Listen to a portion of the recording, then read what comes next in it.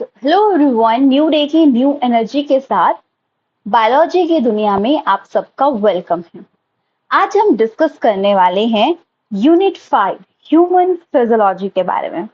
देखिए, human physiology जो है वो अपने आप में बहुत बहुत बहुत ज्यादा इंपॉर्टेंट टॉपिक है। आप ऐसे बोल सकते हो कि मतलब अगर आपको ये आ गया तो आपके 4 से 5 तो 7 चैप्टर इसके अंदर आते हैं। और अगर आपको ये आ गया तो आपके इतने सारे क्वेश्चन, मतलब 14 क्वेश्चन, एटलीस्ट 14 से 20 क्वेश्चन आपके डायरेक्टली ठीक होने वाले हैं सिर्फ एक यूनिट से। क्योंकि जस्ट नॉट कि इसमें इस चैप्टर में चीजें हैं वो और चैप्टर्स में नहीं है। बहुत सारी चीजें मैं बताऊंगी आपको कि अलग अलग चैप्टर्स में भी डिस्कस है। इसीलिए ह्यूमन फिजियोलॉजी को जितना पढ़ सको, जितना अच्छे से पढ़ सको, उतने अच्छे से आपको पढ़ना है, क्योंकि ये बहुत ज्यादा इंपॉर्टेंट है। तो आज आपको दिए थे चैप्टर 16, 17, 18 एंड 19। शॉर्ट नोट्स से पढ़िएगा अगर आप लॉन्ग नोट से नहीं पढ़ सकते हैं। पर आपको इसकी हर एक चीज, किसको क्या बोलते हैं, किससे क्या होता है, क्या नहीं होता, हर चीज आपको लर्न करनी है। तो इसीलिए ये चैप्टर काफी इंपॉर्टेंट बन जाता है। चलिए बात करते हैं unit 5 human physiology. Chapter 16 digestion and absorption. ठीक है, 4 चैप्टर है। तो डाइजेशन एंड ऑब्जर्प्शन, एब्जॉर्प्शन। देखो, अभी चैप्टर, हर चैप्टर की मैं इंपॉर्टेंस से बताऊंगी कि ये तो आपको चीजें पक्की वाली लर्न करनी है, और इन चीजों को आप थोड़ा छोड़ भी दोगे तो कोई बात नहीं। इस तरीके से हम चीजों को पढ़ेंगे। बट ओवरऑल देखा जाए कि ये 7 चैप्टर आपने कर लिए ना, तो एटलीस्ट आप 20 नंबर पक्के रखो पर हर चीज। ठीक है, याद रखिएगा। इसको ना शॉर्ट नोट्स बना लेना। इनफैक्ट शॉर्ट नोट्स मैंने अपलोड किए हैं, आप उनको चेक कर लेना। ठीक है, उनको चेक कर लेना आप। वो बार बार जितनी बार वो एक टिप्स पे नहीं हो जाते, उतनी बार आपको वो चीजें पढ़नी है। अभी तो लॉन्ग नोट से इसलिए पढ़ा रही हूँ कि कुछ चीजें बड़ी भी हैं पढ़नी, ईब भी पढ़नी है। चलिए बात करते हैं डाइजेशन एंड एब्जॉर्प्शन। देखो, जो भी हम खाते हैं उससे जो चीज हमें मिलती है, मतलब उसके इंजेक्शन से, डाइजेशन से, सबसे, वो है न्यूट्रिशन। और न्यूट्रिएंट, उससे मिलने वाली चीजें, वो न्यूट्रिएंट के अंदर आते हैं। याद रखिएगा, न्यूट्रिशन वो जिसके अंदर सारी एक्टिविटीज होती हैं, और न्यूट्रिएंट वो जो न्यूट्रिशन से हमें मिलते हैं। न्यूट्रिशन अब हर ऑर्गेनिज्म में अलग अलग टाइप का लेता है। कोई ऑटोट्रॉपिक है, हिट्रोट्रॉपिक है। ऑटोट्रॉपिक वो जो अपना भोजन खुद बनाते हैं, ठीक है। और हिट्रोट्रॉपिक जो अपने भोजन के लिए किसी और पे डिपेंड है। ऑटोट्रॉपिक में याद रखिएगा ये आते हैं फोटोसिंथेटिक। तो ये याद रखिएगा, हर चीज को अच्छे से पढ़ना है, क्योंकि ये कोर है चैप्टर्स का, मतलब यूनिट 5 कोर है। ये कमान तो 20 नंबर पक्के, कहीं नहीं जाएंगे आपके 20 नंबर। और 20 नंबर की आप इंपॉर्टेंस समझ सकते हो कि कितना ज्यादा इंपॉर्टेंट है ये।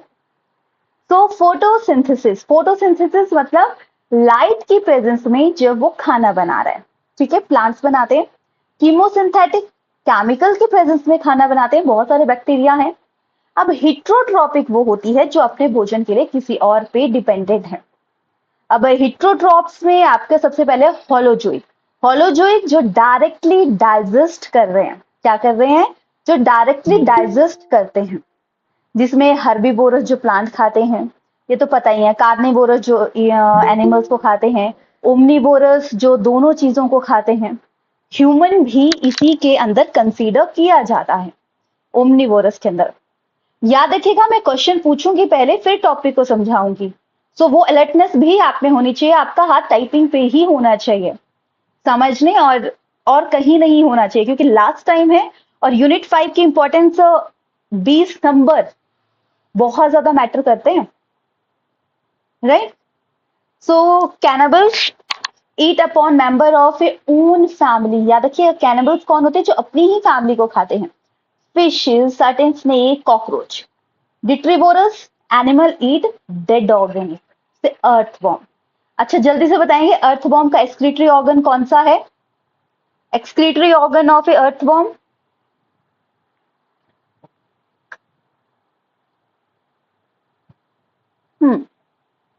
क्या आता है?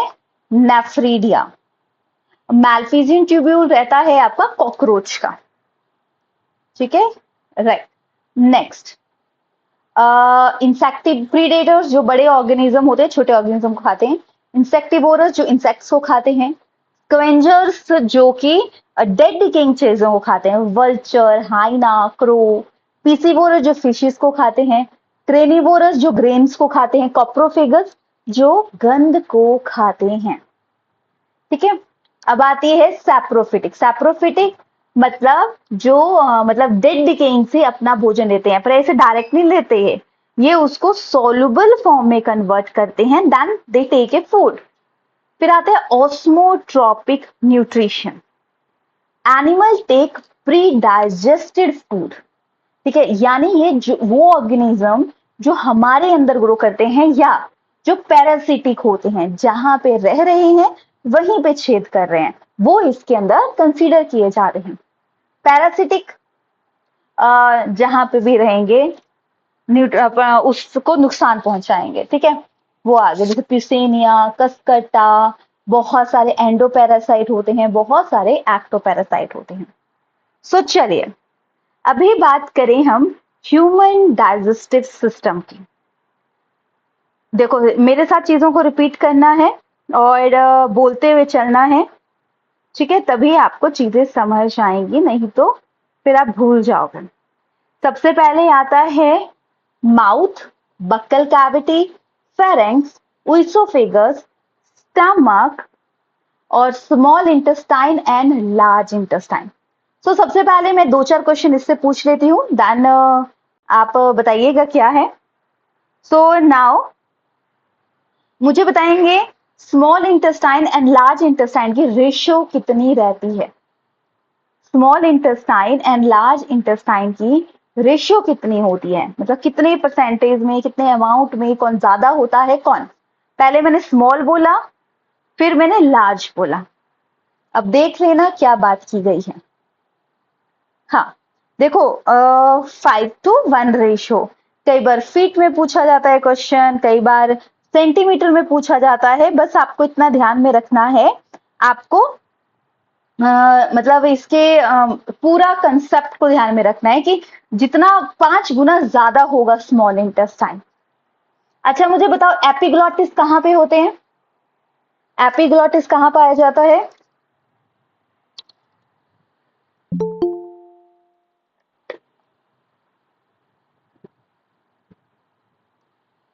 फेरेंक्स में, किस फेरेंक्स में? हाँ फेरेंक्स में, आप फेरेंक्स के पास पाया जाता है जो food pipe and wind pipe को रोकता है, राइट। ट्रेकिया जहां पे मिक्स पॉइंट रहता है। चलिए डाइजेस्टिव ग्लैंड के बारे में पढ़ेंगे तो सबसे पहले हम एलिमेंट्री माउथ है, लिप्स, ठीक है, लिप्स को खोलते हैं, उसके अंदर जो भी एरिया दिखता है हमारे बक्कल कैविटी के अंदर आता है।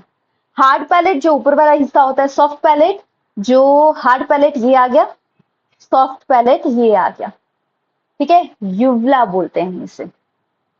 टंग, टंग तो सबको पता ही है, टंग नहीं होगी तो आप बात कैसे करोगे। टंग में पैपलीज होते हैं 3 टाइप के, सर्कमफ्रेंशियल, ये जो सर्कल सर्कल दिख रहे हैं ना, ये 6 to 8 नंबर के होते हैं, ठीक है। फिर आते हैं सर्कमवेलेट पैपिली, फिर आते हैं फ्यूजिफॉर्म, जो ये बड़े बड़े डॉट्स दिख रहे हैं, कभी ऑब्जर्व करना अपनी टीथ को भी, और याद रखिएगा ये चैप्टर आपको अपने को फील करते हुए पढ़ना है। अगर आप हाँ ठीक है, और अपने आप को फील करते हुए पढ़ना है, जितना आप फील करके इस चैप्टर को पढ़ेंगे उतनी आपकी अंडरस्टैंडिंग अच्छी होगी। देख लेना ये 2 वीक्स है, अगर आप इन 2 वीक्स में अपना बेस्ट देते हो तो आपको टेंशन फ्री हो जाओगे। याद रखिएगा पेपर वाले दिन ही हमें पता लग जाता है, और माना पॉइंट पॉइंट पे रहते हैं कई बार, तो उसमें डर ही लगा रहता है कि पता नहीं पास होंगे या नहीं होंगे। इसीलिए अच्छे से पढ़ो, ये यूनिट तो ना मतलब बहुत ही अच्छे से पढ़ो। इस यूनिट के मैं आपको 2-3 से 3 टेस्ट तो डालूंगी, 3 टेस्ट पूरे यूनिट के डालूंगी, फिर देखना आपका कितना स्कोर आता है। मतलब अगर माना पूरा यूनिट से क्वेश्चन आए तो आप कितने अटेम्प्ट कर सकते हो, वो चीज 40 मार्क्स के डालूंगी मैं टेस्ट। आप चेकआउट करना कि आपका कितना स्कोर बनता है। अभी कर लेते हैं उसके बाद, ठीक है। और आप बोल रहे थे साइकोलॉजी के टेस्ट, साइकोलॉजी के टेस्ट ऑलरेडी अपलोडेड हैं, वो अभी किसी ने अटेम्प्ट ही नहीं किए हैं, पहले आप उन्हें तो अटेम्प्ट कीजिए, राइट। चलिए, और फिलीफॉर्म, जो भी स्पेस रहता है वहां पे फिलीफॉर्म आते हैं, और हमारी जो टंग है उसका अलग अलग पोर्शन का अलग अलग टेस्ट देता है, जैसे कि बिटर का टेस्ट पीछे आता है, यहाँ पे सोर का आता है, यहाँ सॉल्ट का, और सबसे पहले स्वीट का टेस्ट आता है, ये याद रखिएगा। टिथ, टिथ के बारे में याद रखिएगा, दोनों जॉज में होते हैं, थिकोडॉन्ट। डबल बार टिथ आते हैं, डाइफोडॉन्ट। अलग अलग टाइप के होते हैं, तो हिट्रोवर्ड जब भी है तो मतलब अलग है। अब टिथ जो मिल्क टिथ होते हैं उनका फॉर्मूला अलग होता है, सक्सेशन टिथ का अलग होता है। मिल्क टिथ का होता है, बोलेंगे मेरे साथ, जिसे हम टेम्परेरी एंड डेसिडियस टिथ बोलते हैं। यस, 2102 2102। सक्सेशन टिथ जो परमानेंट टिथ है, 2123 2123। अब देखो कैसे डिवाइड होते हैं, जैसे टिथ है ना, नीचे वाला या ऊपर वाला, दो हिस्सों में बांटा है। सबसे पहले दो incisor, cutting teeth, sharp pointed है। फिर उसके बाद आता है वन पेयर, कैनायन, टियरिंग टीथ। ये भी पूछा जाता है किसका क्या काम होता है, तो टियर द फ्लैश। फिर आते हैं प्री मोलर, फिर आते हैं मोलर। मोलर को हम विजडम टीथ बोलते हैं, बोलते हैं ना अक्कल दाढ़ आ रही है, तो ये है विजडम टीथ। तो जरूरी नहीं होता कि सारे के सारे नंबर के हमेशा ही डेवलप रहें, कई बार कुछ डेवलप होते हैं, कई बार कुछ डेवलप होते हैं। सो ये याद रखना है, टिथ का फॉर्मूला याद रखिएगा। और देखिएगा जो पोर्शन हमें दिखता है बाहर, उतना ही अंदर भी होता है टिथ, और जो बाहर दिखता है वो क्राउन मतलब एनिमल पार्ट आता है इसका, ये याद रखिएगा।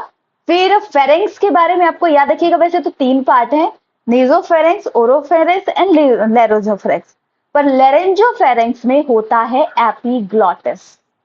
ग्लॉटिस होता है फ्लैप लाइक स्ट्रक्चर, ठीक है। जो food pipe and wind pipe को, देखो कई बार होता है ना कि खाना खाते हैं हम हंसने लग जाते हैं, पानी पीते टाइम तो कई बार नाक से भी पानी आ जाता है, पता नहीं किस किस का आया होगा, बट आई थिंक ये एक्सपीरियंस हो ही जाता है सबको थोड़ा बहुत। तो वो होता है कि जब food pipe and wind pipe मतलब एक ही होती है, एक ही जगह से ओपन हो जाएगी, और कई बार हिकअप्स आने लग जाते हैं। तो हिकअप्स आने का ये भी रीजन रहता है, जब ये जो एपिग्लॉटिस होता है ये फटाफट बंद हो रहा है, कोलैप्स नहीं, मतलब फटाफट चीजें हो रही है। ऊइसोफेगस फूड पाइप जो सिर्फ ट्रांसपोर्टेशन का काम करता है, जिसमें होती है पेरिस्टालसिस। क्या होती है? पेरिस्टालसिस। फिर स्टमक, स्टमक के तीन पार्ट आते हैं, cardiac, fundic, body and pyloric. क्या आते हैं? Cardiac, fundic, body and pyloric. कहाँ है पार्ट भी दिखा देते हैं, ये देखो। सो कार्डिक, फंडिक, ये बॉडी एंड पाइलोरिक। पूछा जाता है ऊइसोफेगस से कौन सा पार्ट है, पूछा जा सकता है ड्यूडिनम स्मॉल इंटेस्टाइन से कौन सा पार्ट अटैच है, तो आप बोलोगे पाइलोरिक। ऐसा भी क्वेश्चन आ सकता है कौन किसका पार्ट है, कैसे है। बस स्टमक के बारे में अभी आपको इतना ही याद रखना है। फिर आता है स्मॉल इंटेस्टाइन, 20 फीट या 6 मीटर, ड्यूडिनम, जेजुनम एंड इलम। तीन हिस्से होते हैं, ड्यूडिनम, जेजुनम, इलम, ठीक है। यहां से ड्यूडिनम, जेजुनम, फिर इलम। अच्छा, ड्यूडिनम से एक हार्मोन सिक्रीट होता है, जो सबसे पहले पता लगा था कि हाँ ये हार्मोन यहां से रिलीज होता है। बताएंगे कौन सा हार्मोन रिलीज होता है यहां से? कौन सा हार्मोन यहां से रिलीज होता है, जल्दी से बताएंगे। नहीं, इंसुलिन नहीं होता। इंसुलिन फर्स्ट आइसोलेटेड हार्मोन है, बट फर्स्ट हार्मोन नहीं है इंसुलिन। सोचो, एस से था नाम, ये भी क्वेश्चन आता है बहुत बारी। सिक्रिटीन, ठीक है, सब याद रखिएगा नाम। सिक्रिटीन हार्मोन ड्यूडिनम से रिलीज होता है, हालांकि हम इसका इतना यूज नहीं करते हैं तो हमें याद भी रहता है ये। और फर्स्ट आइसोलेटेड पूछा जाए तो आइसोलेटेड इंसुलिन करोगे आप, तो ये भी ध्यान में रखना, दो अलग तरीके से क्वेश्चन आते हैं। तो ड्यूडिनम, जेजुनम, इलम, इसमें पाइप जैसी है, इसमें फिंगर लाइक प्रोजेक्शन होती है, जिसे हम विली बोलते हैं, जो कि फूड पाइप मतलब स्मॉल इंटेस्टाइन का सरफेस एरिया बढ़ाने में मदद करती है। और अगर पूछा जाए मैक्सिमम एब्जॉर्प्शन कहाँ पे होती है, तो स्मॉल इंटेस्टाइन में होती है। लार्ज इंटेस्टाइन में बस केकम, कॉलम एंड रेक्टम, रेक्टम के बाद एनस, बाहर निकल जाता है वेस्ट। तो केकम में होता है अपेंडिक्स अटैच। अपेंडिक्स एक वेस्टिजियल ऑर्गन है, पहले तो इसका रोल प्ले होता था, बट अब इतना रोल प्ले नहीं होता। तो ये आ गया केकम, कॉलम, रेक्टम, फिर एनस। तो इस सीक्वेंस में याद रखिएगा, पूछा जाता है कौन सा पार्ट किससे अटैच है क्या नहीं है, ऐसे क्वेश्चन काफी पूछे जाते हैं। अब आते हैं ग्लैंड्स की बात। सैलिवरी ग्लैंड पढ़ेंगे, गैस्ट्रिक ग्लैंड पढ़ेंगे, और लीवर भी एक ग्लैंड है जिसकी एक एक लाइन इंपॉर्टेंट है। सो नाउ सैलिवरी ग्लैंड की बात करें तो सैलिवरी ग्लैंड जो रहते हैं मुंह के पास है, जिसमें 3 टाइप के आते हैं, पैरोटिड ग्लैंड, सबमैक्सिलरी, सबलिंगुअल। तो इसमें मेन क्वेश्चन पूछा जाता है कि सबसे बड़ा ग्लैंड कौन सा है, तो ये कान के पास है पैरोटिड, ये सबसे बड़ा ग्लैंड आता है। ठीक है, ये चीज याद रखिएगा। ठीक है, नाउ अब सबसे ज्यादा इंपॉर्टेंट दूसरी चीज, गैस्ट्रिक ग्लैंड। 3 टाइप के ग्लैंड होते हैं जहां पे 4 टाइप के सेल पाए जाते हैं, cardiac gland, pyloric gland and funding gland. आपको पता है कि हमने स्टमक के पार्ट पढ़े थे, तो स्टमक के यही 3 पार्ट थे, तो ये राइट। तो अब इन 3 पार्ट्स में मतलब ग्लैंड्स होते हैं जिसमें 4 टाइप के सेल होते हैं। इनके नाम, अदर नेम सब कुछ याद रखना पड़ेगा। बोलो मेरे साथ, चीफ पैप्टिक सेल जो कि पेप्सिनोजन प्रोरैनिन सिक्रीट करता है, ऑक्जेंटिक सेल जिसे हम पैराइटल सेल बोलते हैं जो एचसीएल सिक्रीट करता है, goblet cell secrete mucus, argentaffin cell इसे मेनली गैस्ट्रिन हार्मोन सिक्रीट करता है। ये याद रखिए, मेन क्वेश्चन ना एक्सेल से आता है।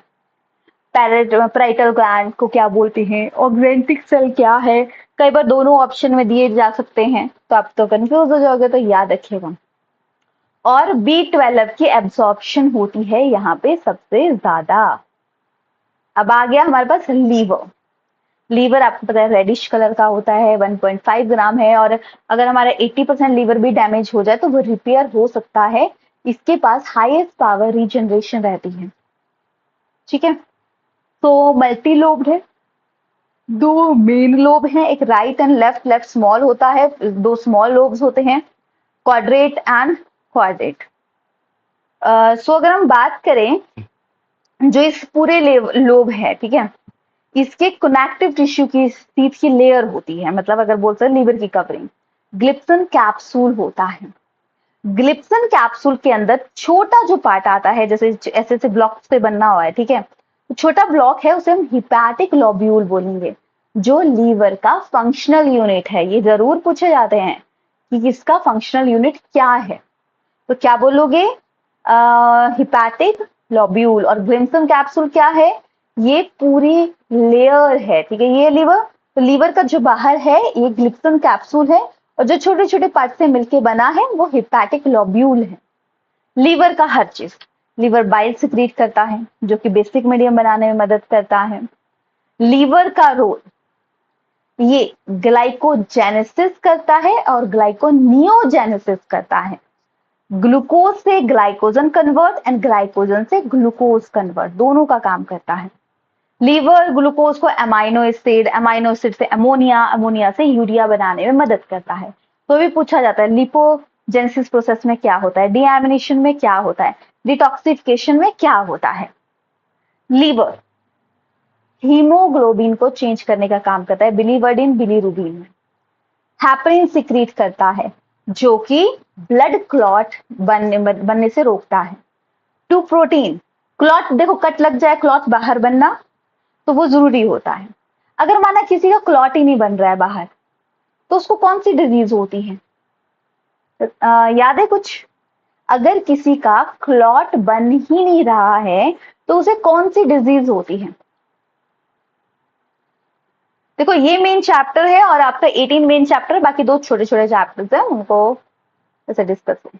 Haemophilia, right. ब्रीडर डिजीज, जो कि किसकी होती है, फीमेल कैरियर होती है, बट होती मेल को है मैक्सिमम टाइम, जिसमें कि क्या नहीं बनता, प्रोथ्रोम्बिन एंड फाइब्रोजन नहीं बनती, जो कि क्लॉट बनने में मदद करती है। अंदर क्लॉट बनना वेरी डेंजरस, पर बाहर क्लॉट बनना इज नेसेसरी। इरिथ्रोपोइटिक ऑर्गन है, act as a haemolytic organ. जिसके पुफर सेल होते हैं वो फैगोसिटिक है, मतलब डेड चीजों को खाते हैं। विटामिन ए सिंथेसिस करता है इसकी वॉल, तो ये सारे याद रखने हैं। पैनक्रियाज लार्जेस्ट ग्लैंड है जो कि इंसुलिन सिक्रीट करता है। दूसरी चीज, next, intestinal gland present small intestine.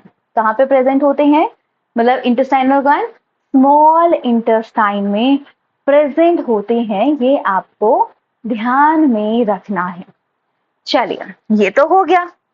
अब बात करें कि जैसे कि और इन दोनों के कॉम्बिनेशन कभी अलग से नहीं पूछा जाता, बट दोनों का कॉम्बिनेशन पूछा जाता है, तो ध्यान में रखिएगा। दोनों को मिला के हम इंटेस्टाइनल जूस रिलीज करता है और उसे सक्कस एंट्रिकस बोलते हैं। ये क्वेश्चन पता नहीं कितनी बार आया है, ठीक है, ये याद रखना है आपको।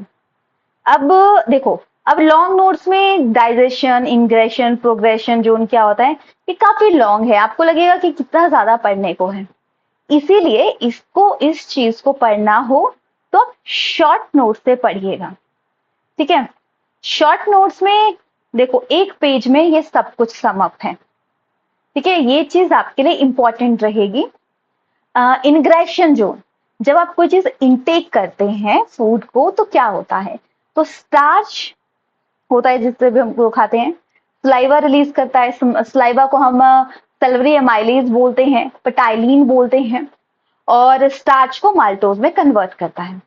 फिर आता है प्रोग्रेसिव जोन, फिर डिग्रेसिव जोन। ये याद रखिएगा, प्रोग्रेसिव जोन जो प्रोटीन की डाइजेशन में मदद करता है। क्या करता है, प्रोटीन की डाइजेशन में मदद करता है। मतलब यहाँ पे पेप्सिन जो है प्रोटीन की डाइजेशन में मदद करता है, ये आपको ध्यान में रखना है। और मिल्क प्रोटीन होती है केसिन, केसिन को डाइजेस्ट करने में रेनिन मदद करता है, जो बच्चों में ज्यादा पाया जाता है क्योंकि बच्चे मिल्क ज्यादा पीते हैं, ठीक है। तो याद रखिएगा, प्रोग्रेसिव जोन पैप्सिन रिलीज होता है जो कि प्रोटीन को डाइजेशन में मदद करता है। दूसरा, डिग्रेसिव जोन। अब चीजें टूट रही हैं, जैसे कि यहाँ पे डिग्रेसिव जोन में क्या होता है, प्रोटीन की डाइजेशन के लिए होता है ट्रिप्सिन, ठीक है। क्या होता है डिग्रेसिव जोन में, प्रोटीन की डाइजेशन के लिए ट्रिप्सिन, और फैट की डाइजेशन के लिए lipase.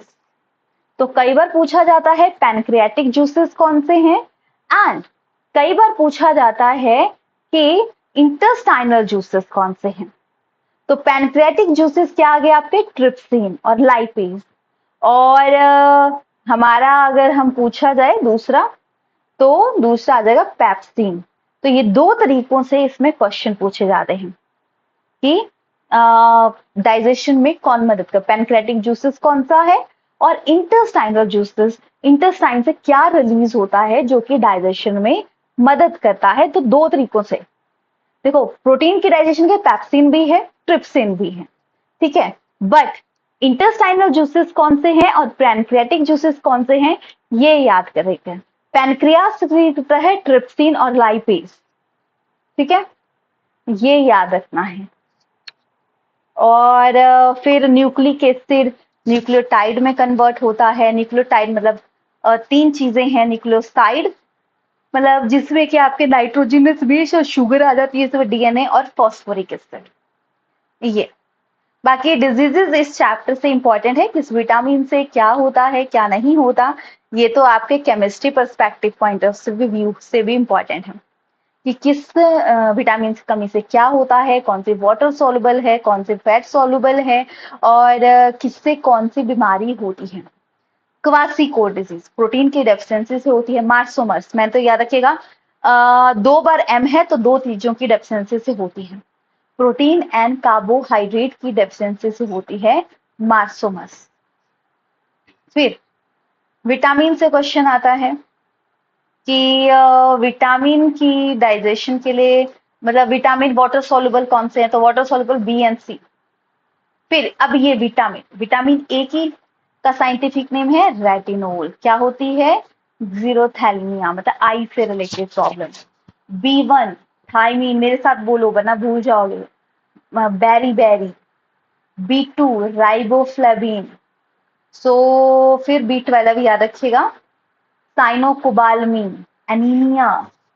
Vitamin C ascorbic acid, scurvy disease. Vitamin D calciferol, rickets, bone bone weak रहती हैं। विटामिन ई टोकोफिरोल, मतलब ब्लड, मतलब टोकोफिरोल होता है मेनली बच्चा पैदा स्टेरिलिटी की प्रॉब्लम। के फाइलोकिनॉन, ब्लड से रिलेटेड प्रॉब्लम। ठीक है, याद हो गया। देखो मतलब देखो, मुझे पता है कि थोड़ा सा टफ लगते हैं कि किसके अंदर क्या आते हैं, पर चीजों को अगर आप बार बार बोलोगे तो आपको याद हो जाएगी ऑटोमेटिकली। ऐसा नहीं है कि इसके लिए आज sir taking too much time. So चलिए, हो गया। एक दो क्वेश्चन पूछ लूं फिर हम नेक्स्ट चैप्टर स्टार्ट करते हैं। सो मुझे बताएंगे कि लीवर ऐसा क्या सिक्रीट करता है जो एंटीकोगुलेंट है, मतलब क्लॉट बनने में मदद करता है, मतलब सॉरी क्लॉट ना बनने में मदद करता है, एंटीकोगुलेंट। हाँ, उल्टा बोल दिया ना मैंने, हेपरिन। अच्छा, लीवर के कौन से सेल होते हैं जो कि डाइजेशन में मदद करते हैं, मतलब सॉरी फैगोसिटिक होते हैं, राइट। सुपर सेल होते हैं जो कि फैगोसिटिक एक्ट करते हैं। नेक्स्ट क्वेश्चन इज, कौन सी डिजीज प्रोटीन एंड कार्बोहाइड्रेट दोनों की डेफिशिएंसी से होती है, मार्सोमस या क्वासिकोर?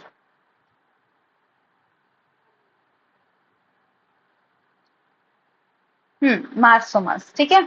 Now next question is, next question आपने बताना है कि अच्छा मुझे बताओ, पैनक्रियाटिक जूसेस कौन सा सिक्रीट होता है जो कि डाइजेशन में मदद करता है, प्रोटीन की डाइजेशन? तो पूछा ही नहीं मैंने किसके लिए क्या हाँ ठीक है, प्रोटीन।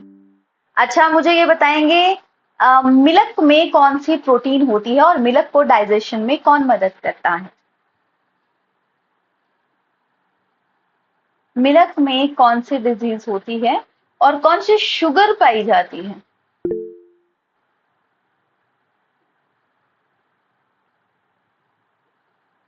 ठीक है, so right, casein. Lactose sugar इसके अंदर पाई जाती है, वो भी याद रखना है। और रैनिन, राइट, रैनिन इसके डाइजेशन में मदद करता है। ये सारे के सारे पॉइंट आपको ध्यान में रखने हैं, ठीक है, राइट। चलो, इसके साथ होता है आपका ये चैप्टर फिनिश, ठीक है। इंटेस्टाइनल जूसेस रहते हैं, मतलब पैनक्रियास सिक्रीट करता है ट्रिप्सिन, ठीक है। पैन पैनक्रियास क्या सिक्रीट करता है, ट्रिप्सिन, और सॉरी हाँ ट्रिप्सिन और लाइपेज। और इंटेस्टाइनल जूस होता है जो सिक्रीट करता है, मतलब इंटेस्टाइन से जो सिक्रीट होता है वो आता है पेप्सिन। सो हाँ, सोनिया मैम आपका ये मैं वो कर रही थी कि मेल से हो जाए, पर आप शायद आप गलत क्लिक कर देते हैं जिसकी वजह से आप ज्वाइन नहीं कर पाते हैं एकदम से। हाँ, ओनली पैप्सिन है। और अगर प्रॉपर बात करें डाइजेशन के लिए, सक्कस एंट्रिकस होता है रिस्पॉन्स, मुझे पता है भूल जाती हैं चीजें। और अगर पूछा जाए म्यूकस लेयर, तो म्यूकस लेयर ओवरऑल हमारी बॉडी में होती है, ठीक है। और म्यूकस लेयर ओवरऑल बॉडी में होती है। और अगर म्यूकस और पैप्सिन मिल जाए तो हो जाती है एसिडिटी की। अगर म्यूकस के साथ एचसीएल डायरेक्टली मिल जाए तो पेप्सिन के साथ, तो हो जाती है एसिडिटी। तो पैप्सिन लेयर उसको बचाती है कि उस पर अटैक ना हो और वो नॉर्मल तरीके से बिहेव हो सके, राइट। सो काफी इंपॉर्टेंट है, आप खुद चेक कर लेना कि कितने क्वेश्चंस आते हैं इसके। देखो विटामिन से सारी चीजें, कौन से वाटर सोलुबल है, किसका साइंटिफिक नेम क्या है क्या नहीं है, सो देखो इसके क्वेश्चन कितने आए हैं। सो अभी तक 44। कितनी बार पेपर हुआ है? 17 बार। 3 क्वेश्चंस। और वो भी देखो हमने आधे घंटे में कंप्लीट कर लिया चैप्टर।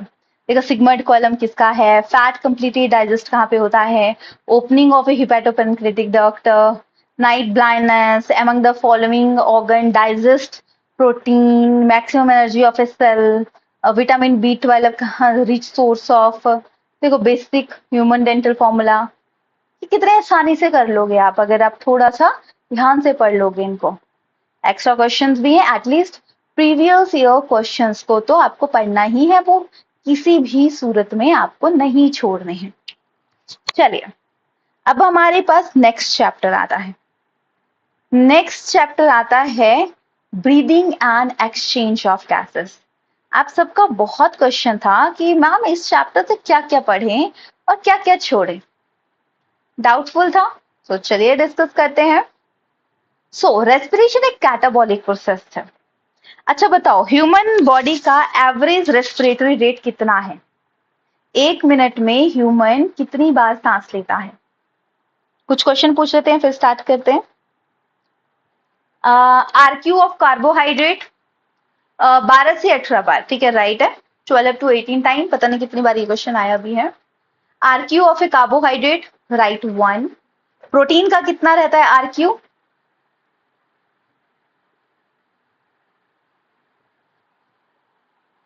हाँ 0.85 या 9 दोनों करेक्ट होगा, ठीक है दोनों ही करेक्ट माना जाएगा।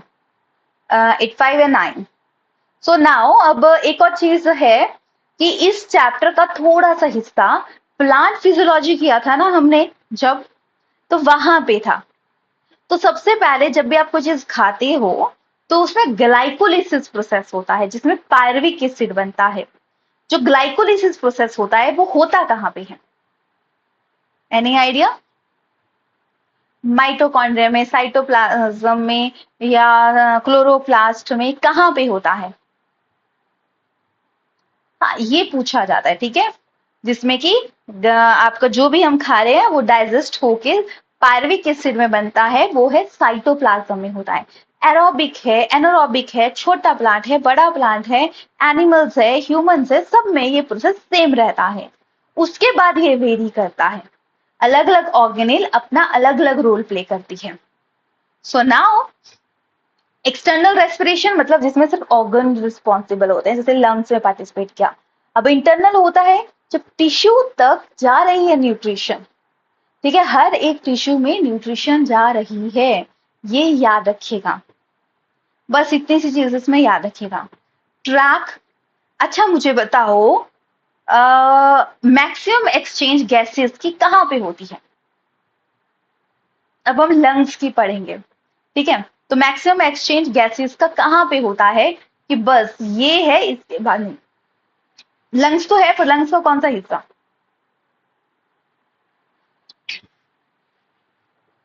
और लंग्स में 2 लेयर्स होती हैं। Alveoli right, miniature of the lung जिसमें बोल सकते हैं। और अच्छा एक और क्वेश्चन, लंग्स की आउटर लेयर कौन सी होती है?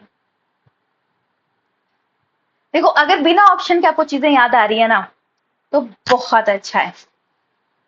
तो ना पता जरूरी नहीं होता कि आपको चीजें अच्छे से, आपको ये क्वेश्चन नहीं आया तो बड़ा हो गया। देखिएगा अगर आपको क्वेश्चन नहीं आ रहा है तो ऑप्शंस देख के भी आप करेक्ट आंसर को सही निकाल, मतलब सही आंसर निकाल सकते हो। जैसे कि माना आपको पता है प्लूरा तो इसमें होता ही नहीं है, ये चीज होती नहीं है, ये चीज होती नहीं है, कट करो तो थर्ड ऑप्शन यही आ जाएगा, फोर्थ ऑप्शन। तो ऐसे करके आप एलिमिनेशन टेक्निक हमेशा, अब जैसे कि इस वीक सीटेट का पेपर है तो हमेशा याद रखिएगा कि सीटेट में तो एलिमिनेशन टेक्निक ही, क्योंकि 2 ऑप्शन हमेशा स्टक करते हैं और उसी की वजह से तो पिछली बार 22 लाख लोगों ने दिया था, 20 लाख लोग फेल हुए हैं सीटेट का पेपर, जो कि हमें लगता है सिर्फ अंडरस्टैंडिंग बेसिस पे था। तो कितने सारे लोगों में कितने सारे पास हुए हैं, तो आपको उसको मतलब एलिमिनेशन टेक्निक सबसे ज्यादा वहां पे रोल प्ले करती है क्योंकि क्वेश्चन बड़े होते हैं हमारा।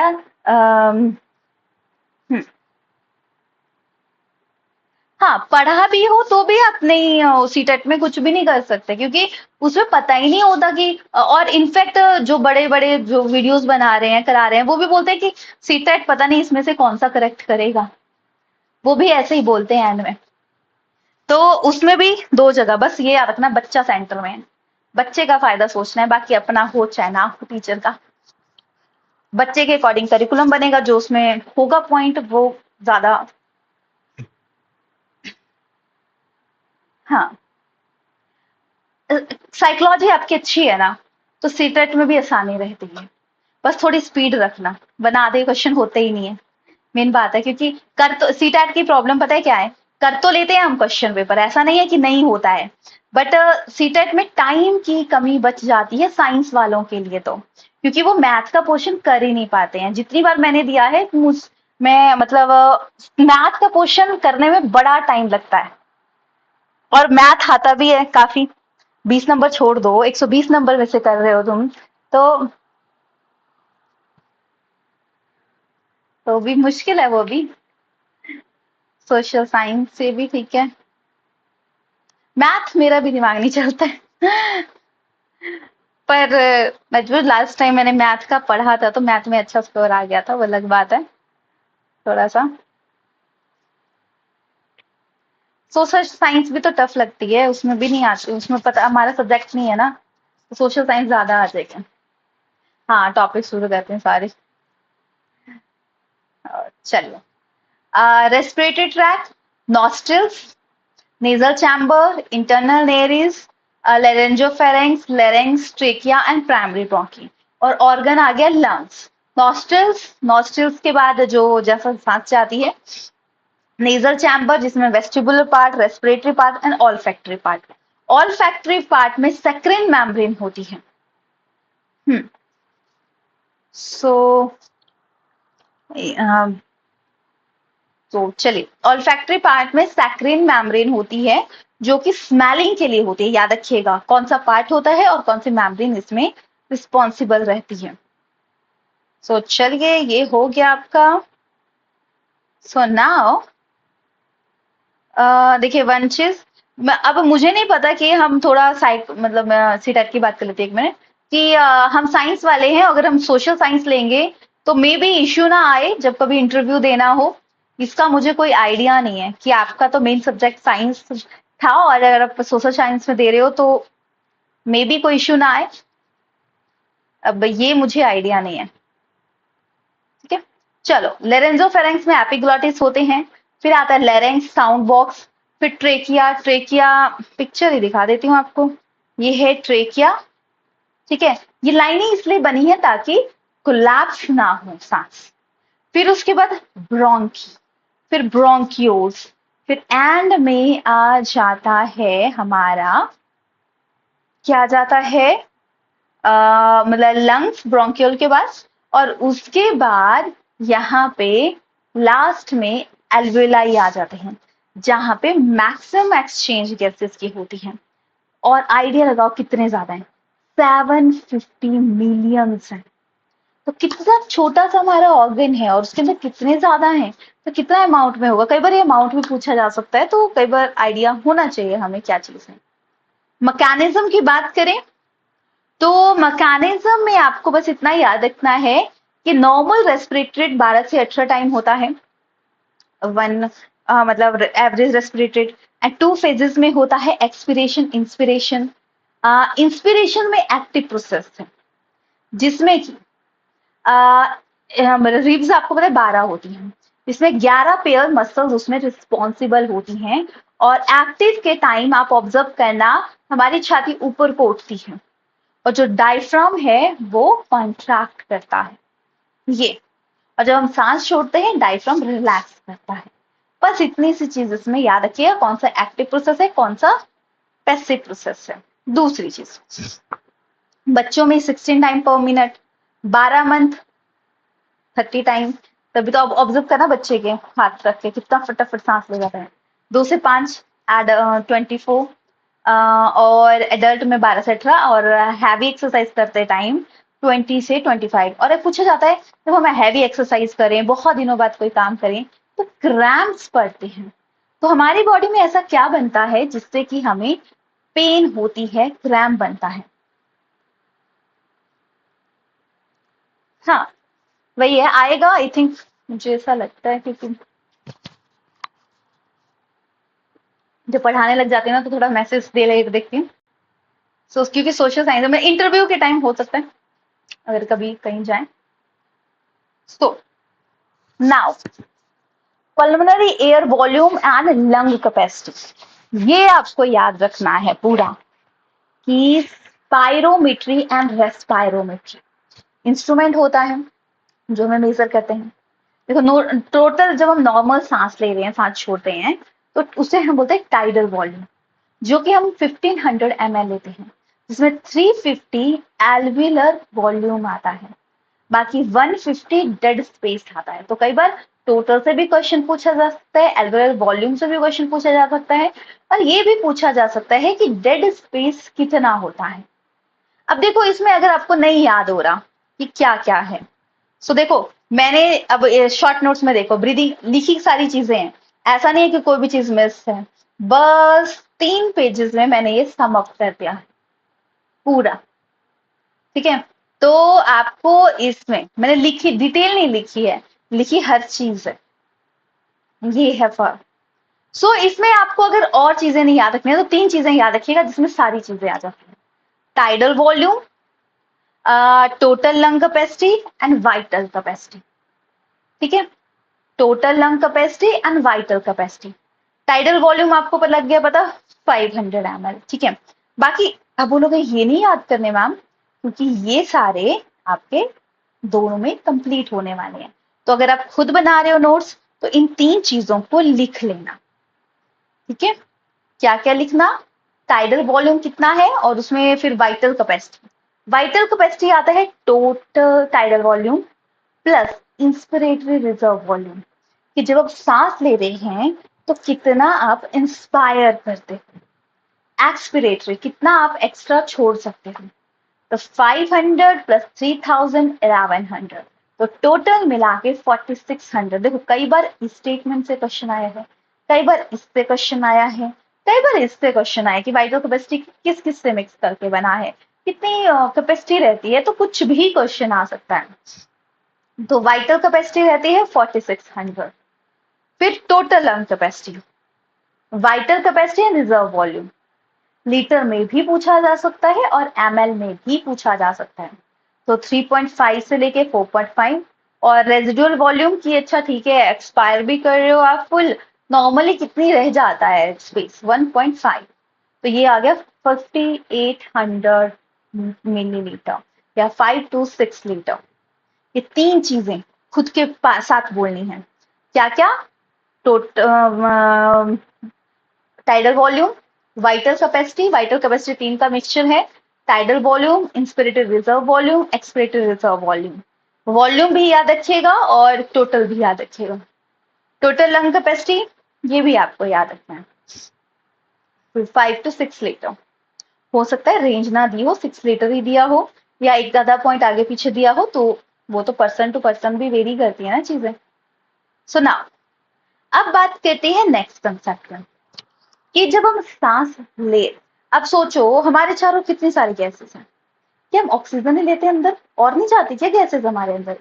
नहीं जाती हैं, बट रोल प्ले ऑक्सीजन का ही है, बाकी सारी निकल जाती हैं। नहीं तो डिजीजेस नहीं होती ना लोगों को, अगर माना और गैसेस नहीं जाती और कोई डस्ट पार्टिकल हमारी बॉडी में नहीं जाते तो डिजीजेस ही नहीं होती किसी को, सब कुछ अच्छे से चल रहा होता। तो हमारी बॉडी में ऐसा नहीं है कि हमारी बॉडी में 2 चीजों का ट्रांसपोर्टेशन ज्यादा होता है, एक ऑक्सीजन, एक कार्बन डाइऑक्साइड। ऑक्सीजन का ट्रांसपोर्ट सॉल्यूशन फॉर्म में होता है, जो कि ज्यादा नहीं होता, 1 to 3% ही होता है। ऑक्सी हीमोग्लोबिन होता है 97 से लेके 99%। देखिए याद रखिए कितना होता है, 97 से लेके 99%, सबसे ज्यादा इसी में ट्रांसपोर्टेशन होती है। और हीमोग्लोबिन, हीमोग्लोबिन का कोर एलिमेंट आपको पता है आयरन है, तो एक हीमोग्लोबिन अपने साथ 4 ऑक्सीजन मॉलिक्यूल को लेके चलता है, ये ध्यान में रखना, ये भी पूछा जाता है। ठीक है। और ब्लड, हमारे ब्लड का रेड कलर इसलिए रेड है क्योंकि उसमें सॉल्ट मतलब आयरन प्रेजेंट होता है, मतलब पिगमेंट की वजह से ये कलर। और ग्राफ जो बनता है वो सिग्मोइड कर्व ग्राफ बनता है, ये याद रखिएगा। ठीक है। Oxygen blood leave the lung, दूसरा reduce blood returning from tissue. ठीक है, ये याद रखिएगा। अब फैक्टर, अगर CO2 की कंसंट्रेशन ज्यादा हो जाए तो O2 भी कम हो जाएगी। देखो oxygen dissolve curve turn right, अगर राइट साइड को जा रहा है तो ऑक्सीजन बाइंडिंग कैपेसिटी लोअर्ड, क्योंकि CO2 की प्रॉपर्टी बढ़ रही है। ये है बोहर इफेक्ट। और ये ऐसा नहीं है कि बुरी बात है, ये प्रोसेस चला रहता है, एक बढ़ेगा एक कम होगा फिर रिलीज होगा हमारी बॉडी से, ये प्रोसेस चलता रहता है। टेम्परेचर, पीएच सब मैटर करेगा। और ऑक्सीजन गैसेस कौन ट्रांसपोर्ट करता है हमारी बॉडी में? हमारे ब्लड ट्रांसपोर्ट करता है। याद रखिएगा, कौन ट्रांसपोर्ट करता है? ब्लड ट्रांसपोर्ट करता है हमारी बॉडी में ऑक्सीजन। और ब्लड का क्या काम करता है? न्यूट्रिएंट को ट्रांसपोर्ट करने का काम भी कौन करता है? ब्लड करता है। दोनों चीजों को याद रखिएगा। सो नाउ नेक्स्ट पॉइंट पे जाएं, ट्रांसपोर्ट ऑफ कार्बन डाइऑक्साइड। तो ये चार्ट का स्टार्टिंग पोर्शन याद रखिएगा। Carbonic acid H2CO3 7%, bicarbonate 70%, Karbi amino haemoglobin 23%। तो कोई भी पूछा जा सकता है कि कौन सा ट्रांसपोर्ट करता है, कौन सा नहीं करता, कितने अमाउंट में करता है। तो कार्बोनिक एसिड, देखो ये होता है ना कि जो सॉल्युबल फॉर्म है उसमें ज्यादा ट्रांसपोर्ट नहीं होता, दूसरा ट्रांसपोर्ट करता है। तो कार्बोनिक एसिड बोलो मेरे साथ 7% करता है। CO2 + H2 कार्बोनिक, इस फॉर्मूले को बोलते हैं। केमिस्ट्री में पूछा था कार्बोनिक एसिड का फॉर्मूला। फिर बाइकार्बोनेट में सबसे अच्छा होता है ट्रांसपोर्ट।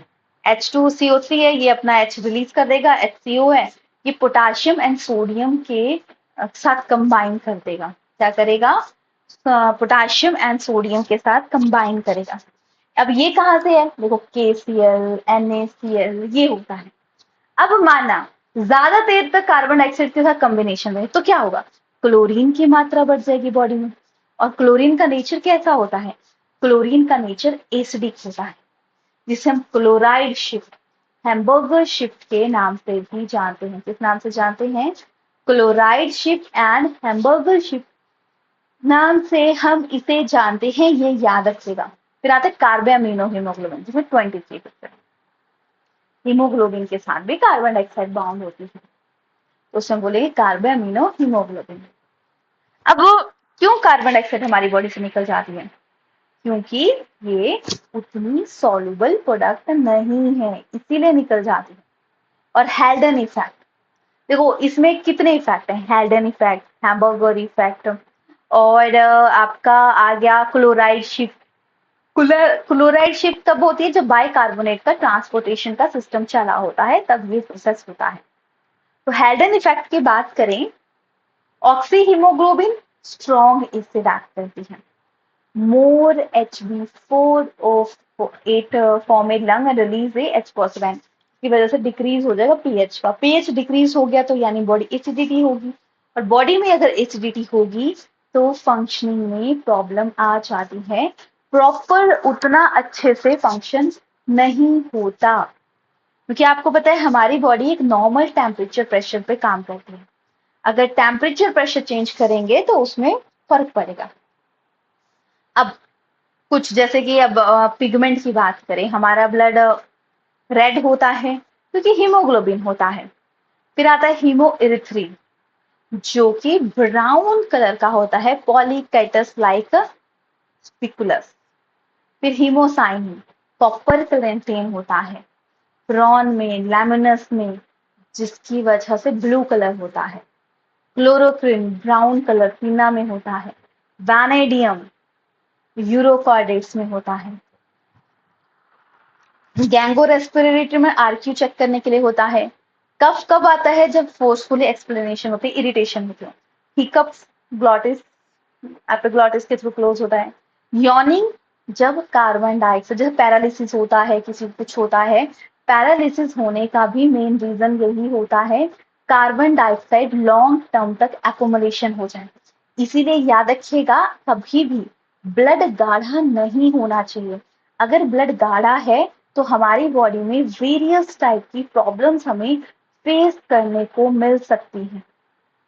ठीक है, फिर रेस्पिरेटरी डिसऑर्डर की बात करें, देखो आर्टिफिशियल हिपोक्सिया, माउंटेन सिकनेस, इसमें क्या होता है कि अगर हाई माउंटेन में जाएं हम, तो वहां पे क्या होता है, हमें सांस लेने में दिक्कत होती है। ठीक है, सांस लेने में इसलिए दिक्कत होती है क्योंकि वो वहां पे प्रेशर कम होता है। ये चीज ध्यान में रखिए।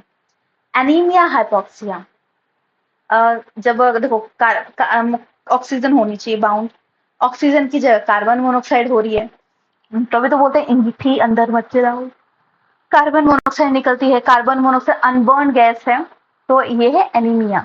और अच्छा, और माउंटेन सिकनेस से ये भी है कि वहां के लोग तो सरवाइव करते हैं, वहां के लोगों को तो प्रॉब्लम नहीं होती। देखो वहां के लोग उस चीज को एडप्ट कर लेते हैं, और एडप्टेशन की वजह से उनमें वो दिक्कत नहीं रहती है। ये याद रखिएगा। फिर आती है एस्फेक्सिया, एक्सेस CO2 पैरालिसिस। ठीक है, पढ़ा हमने। फ्लोरोसिस, इन्फ्लामेशन हो जाएगी प्लूरल सैक, क्या हो जाएगी, इन्फ्लामेशन हो जाएगी प्लूरल सैक में। फिर आती है pharyngitis, inflammation of a pharynx. Emphysema, cigarette जो पीते हैं उन लोगों की क्या होता है कि रेस्पिरेटरी का साइज कम हो जाता है। रेस्पिरेटरी के साइज मतलब जो पाइप है उसकी वजह से प्रॉब्लम होती है, उसे हम एम्फीसीमा बोलते हैं। ठीक है, हाइपोक्सिया भी याद रखिएगा, नॉर्मल पूछा जाता है। टीबी, टीबी होता है माइकोप्लाज्म ट्यूबरकुलोसिस, बीसीजी वैक्सीन इसके लिए होती है। अच्छा मुझे बताओ, टीबी किसके थ्रू होता है, वायरस या बैक्टीरिया? ओ सॉरी, लिखा तो है यहाँ पे, क्या ही पूछ रही हूँ मैं। डीपीटी, डीपीटी एक वैक्सीन होती है जो 3 मेडिसिन के लिए होती है, डिप्थीरिया, पर्टिसिस एंड टेटनस। ये बच्चों में बचपन में लग जाती है। अच्छा एक चीज है, विडाल टेस्ट किसके लिए होता है, एनी आइडिया? विडाल टेस्ट किसके लिए होता है? हाँ, टाइफॉइड। एलिसा टेस्ट,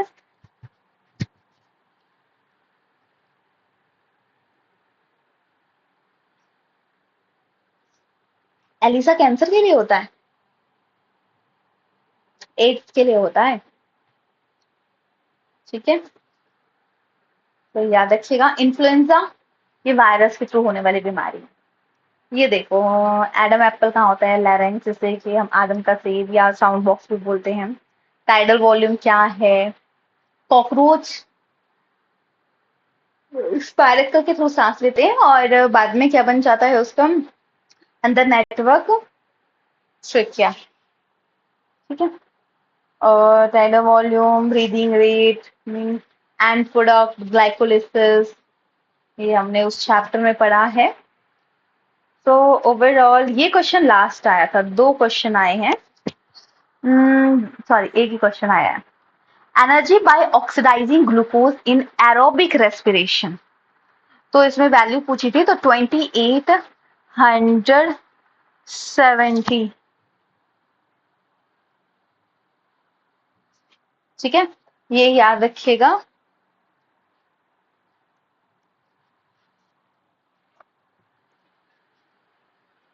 ठीक है, 1 kg 0.2390059360। ठीक है, और 1 किलो कैलोरी कितनी होती है, 4.184। तो ये क्वेश्चन थोड़ा कैलकुलेटर से आया था, वो ध्यान में रखना। सो राइट, इसके साथ आपका ये हो गया सेकेंड चैप्टर, इसका फिनिश। काफी ज्यादा इंपॉर्टेंट रखता है, हर बार क्वेश्चन आते ही आते हैं, 2-2 क्वेश्चन आएंगे ही आएंगे। आपको हमेशा इसको ऑब्जर्व कर लेना, राइट। सो ये तो था अभी की क्लास के बारे में। सो नाउ, तो मुझे बताएंगे कि टाइडल वॉल्यूम में डेड स्पेस कितना रहता है, टाइडल वॉल्यूम में डेड स्पेस कितना रहता है? राइट, टोटल लंग कैपेसिटी कितनी होती है?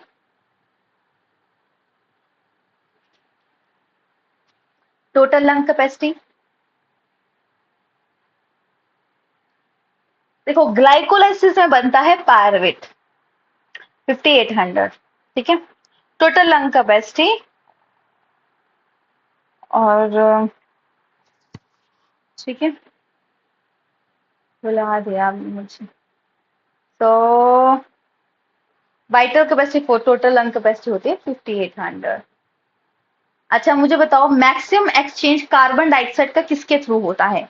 मैक्सिमम एक्सचेंज कार्बन डाइऑक्साइड का किसके थ्रू होता है? Right, bicarbonate. कार्बोनिक एसिड का फॉर्मूला 70%। हाँ, परसेंटेज भी याद रखना, मेन बात है, क्योंकि कई बार ना परसेंटेज से भी क्वेश्चन आ जाता है, तो परसेंटेज वाला पॉइंट आप गलत नहीं कर सकते। ठीक है, सो बाइकार्बोनेट, कार्बोनिक एसिड का फॉर्मूला केमिस्ट्री में पूछे जाते हैं, तो राइट H2CO3। राइट, हो गया। तो चलिए नेक्स्ट चैप्टर के बारे में डिस्कस करते हैं। सो नाउ अब हम डिस्कस करने वाले हैं नेक्स्ट चैप्टर, जो कि आपका आता है बॉडी फ्लूइड एंड सर्कुलेशन। अपने आप में काफी ज्यादा इंपॉर्टेंट है। देखिए कुछ चैप्टर ना इसके काफी लॉन्ग्स हैं, जैसे कि आपके न्यूरल कंट्रोल वाला, आपका डाइजेशन वाला, बॉडी फ्लूइड वाला।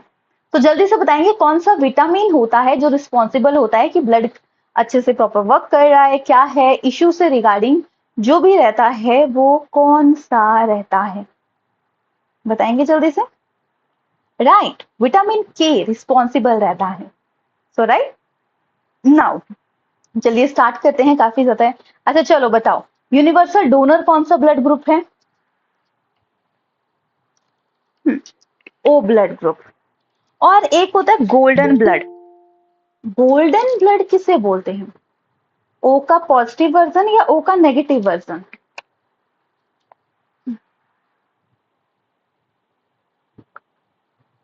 रेयरेस्ट बोला जाता है, और नेगेटिव मतलब ओ ब्लड ग्रुप वालों से लेते भी नहीं है ब्लड की, जरूरत पड़ेगी तो उनका एड्रेस रख लेते हैं, तब भी लेंगे। सो नाउ, अच्छा फर्स्ट टाइम सर्कुलेटरी सिस्टम के बारे में किसने बोला था? फर्स्ट टाइम सर्कुलेटरी सिस्टम के बारे में किसने बोला था? ये 9th 8th क्लास में है, 9th और 10th क्लास में लिखा हुआ है, विलियम हार्वे ने। ठीक है, right answer. So now next question is, life time क्या होता है आरबीसी का? कितने टाइम जीती है हमारी आरबीसी? अच्छा डब्ल्यूबीसी भी बता दो कितने दिन जीती है।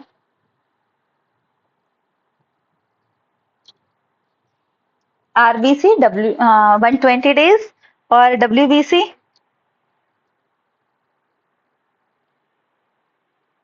3 से 4 दिन। ठीक है, कितने दिन? 3 से 4 दिन। कौन सी डब्ल्यूबीसी सबसे ज्यादा अमाउंट में पाई जाती है? न्यूरोफिल, एसिटोफिल, ऊसोफिल? तीन ही ऑप्शन देती हूँ।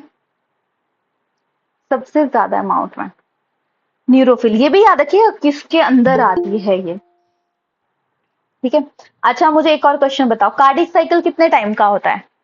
टोटल कार्डिक साइकिल कितने टाइम का होता है? 0.8 सेकेंड का। चलो काफी अच्छा, हर्ट की आउटर ले, काफी मेरे मन क्वेश्चन पूछ भी रही है।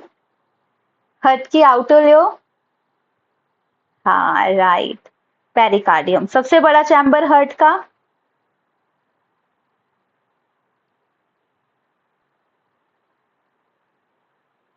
Left ventricle, right.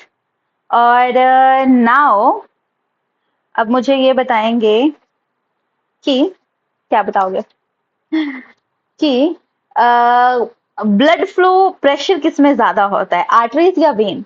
ए या वी? शॉर्ट फॉर्म में लिखो। आर्टरीज, ठीक है, राइट।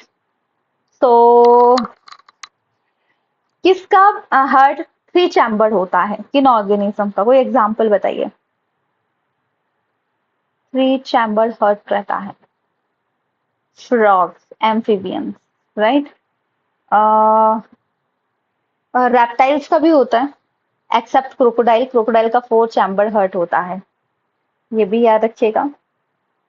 ठीक है, और इसमें हार्ट से रिलेटेड डिजीज। अच्छा, मैंने लास्ट अभी हमने डिस्कस किया था, सिगरेट जो पीते हैं उन्हें कौन सी बीमारी होती है?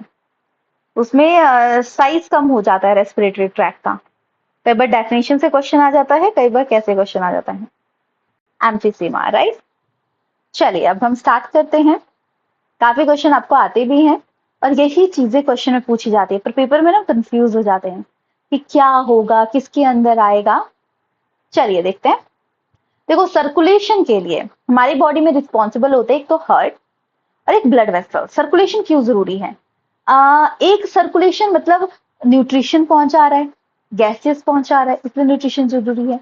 न्यूट्रिशन उन चीज को सप्लाई करने में हमारे ब्लड काम करता है।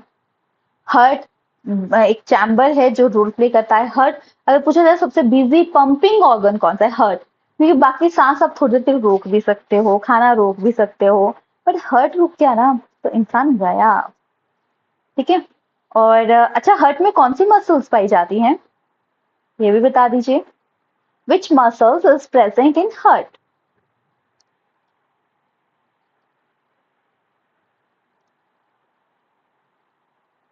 सोचो सोचो, ऑप्शन नहीं दूंगी मैं।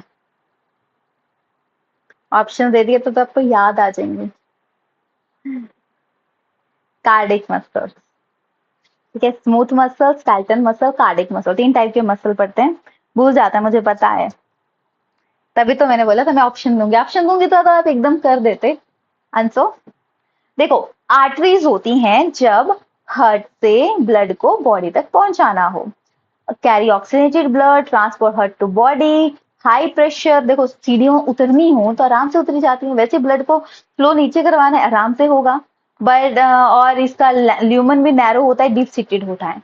वेन्स अब चढ़ाई चढ़नी है तो प्रेशर तो ज्यादा लगेगा, तो ये बॉडी से हार्ट तक पहुंचाता है ब्लड को। डीऑक्सीजनेटेड ब्लड, लो प्रेशर, लो स्पीड, लेस इलास्टिक वॉल होती है, वाइड होती है, वॉल थिनर होती है। अब आर्टरीज बात करें चाहे वेन्स की बात करें, तीन लेयर होती है। Tunica externa, tunica media, tunica intima. ठीक है।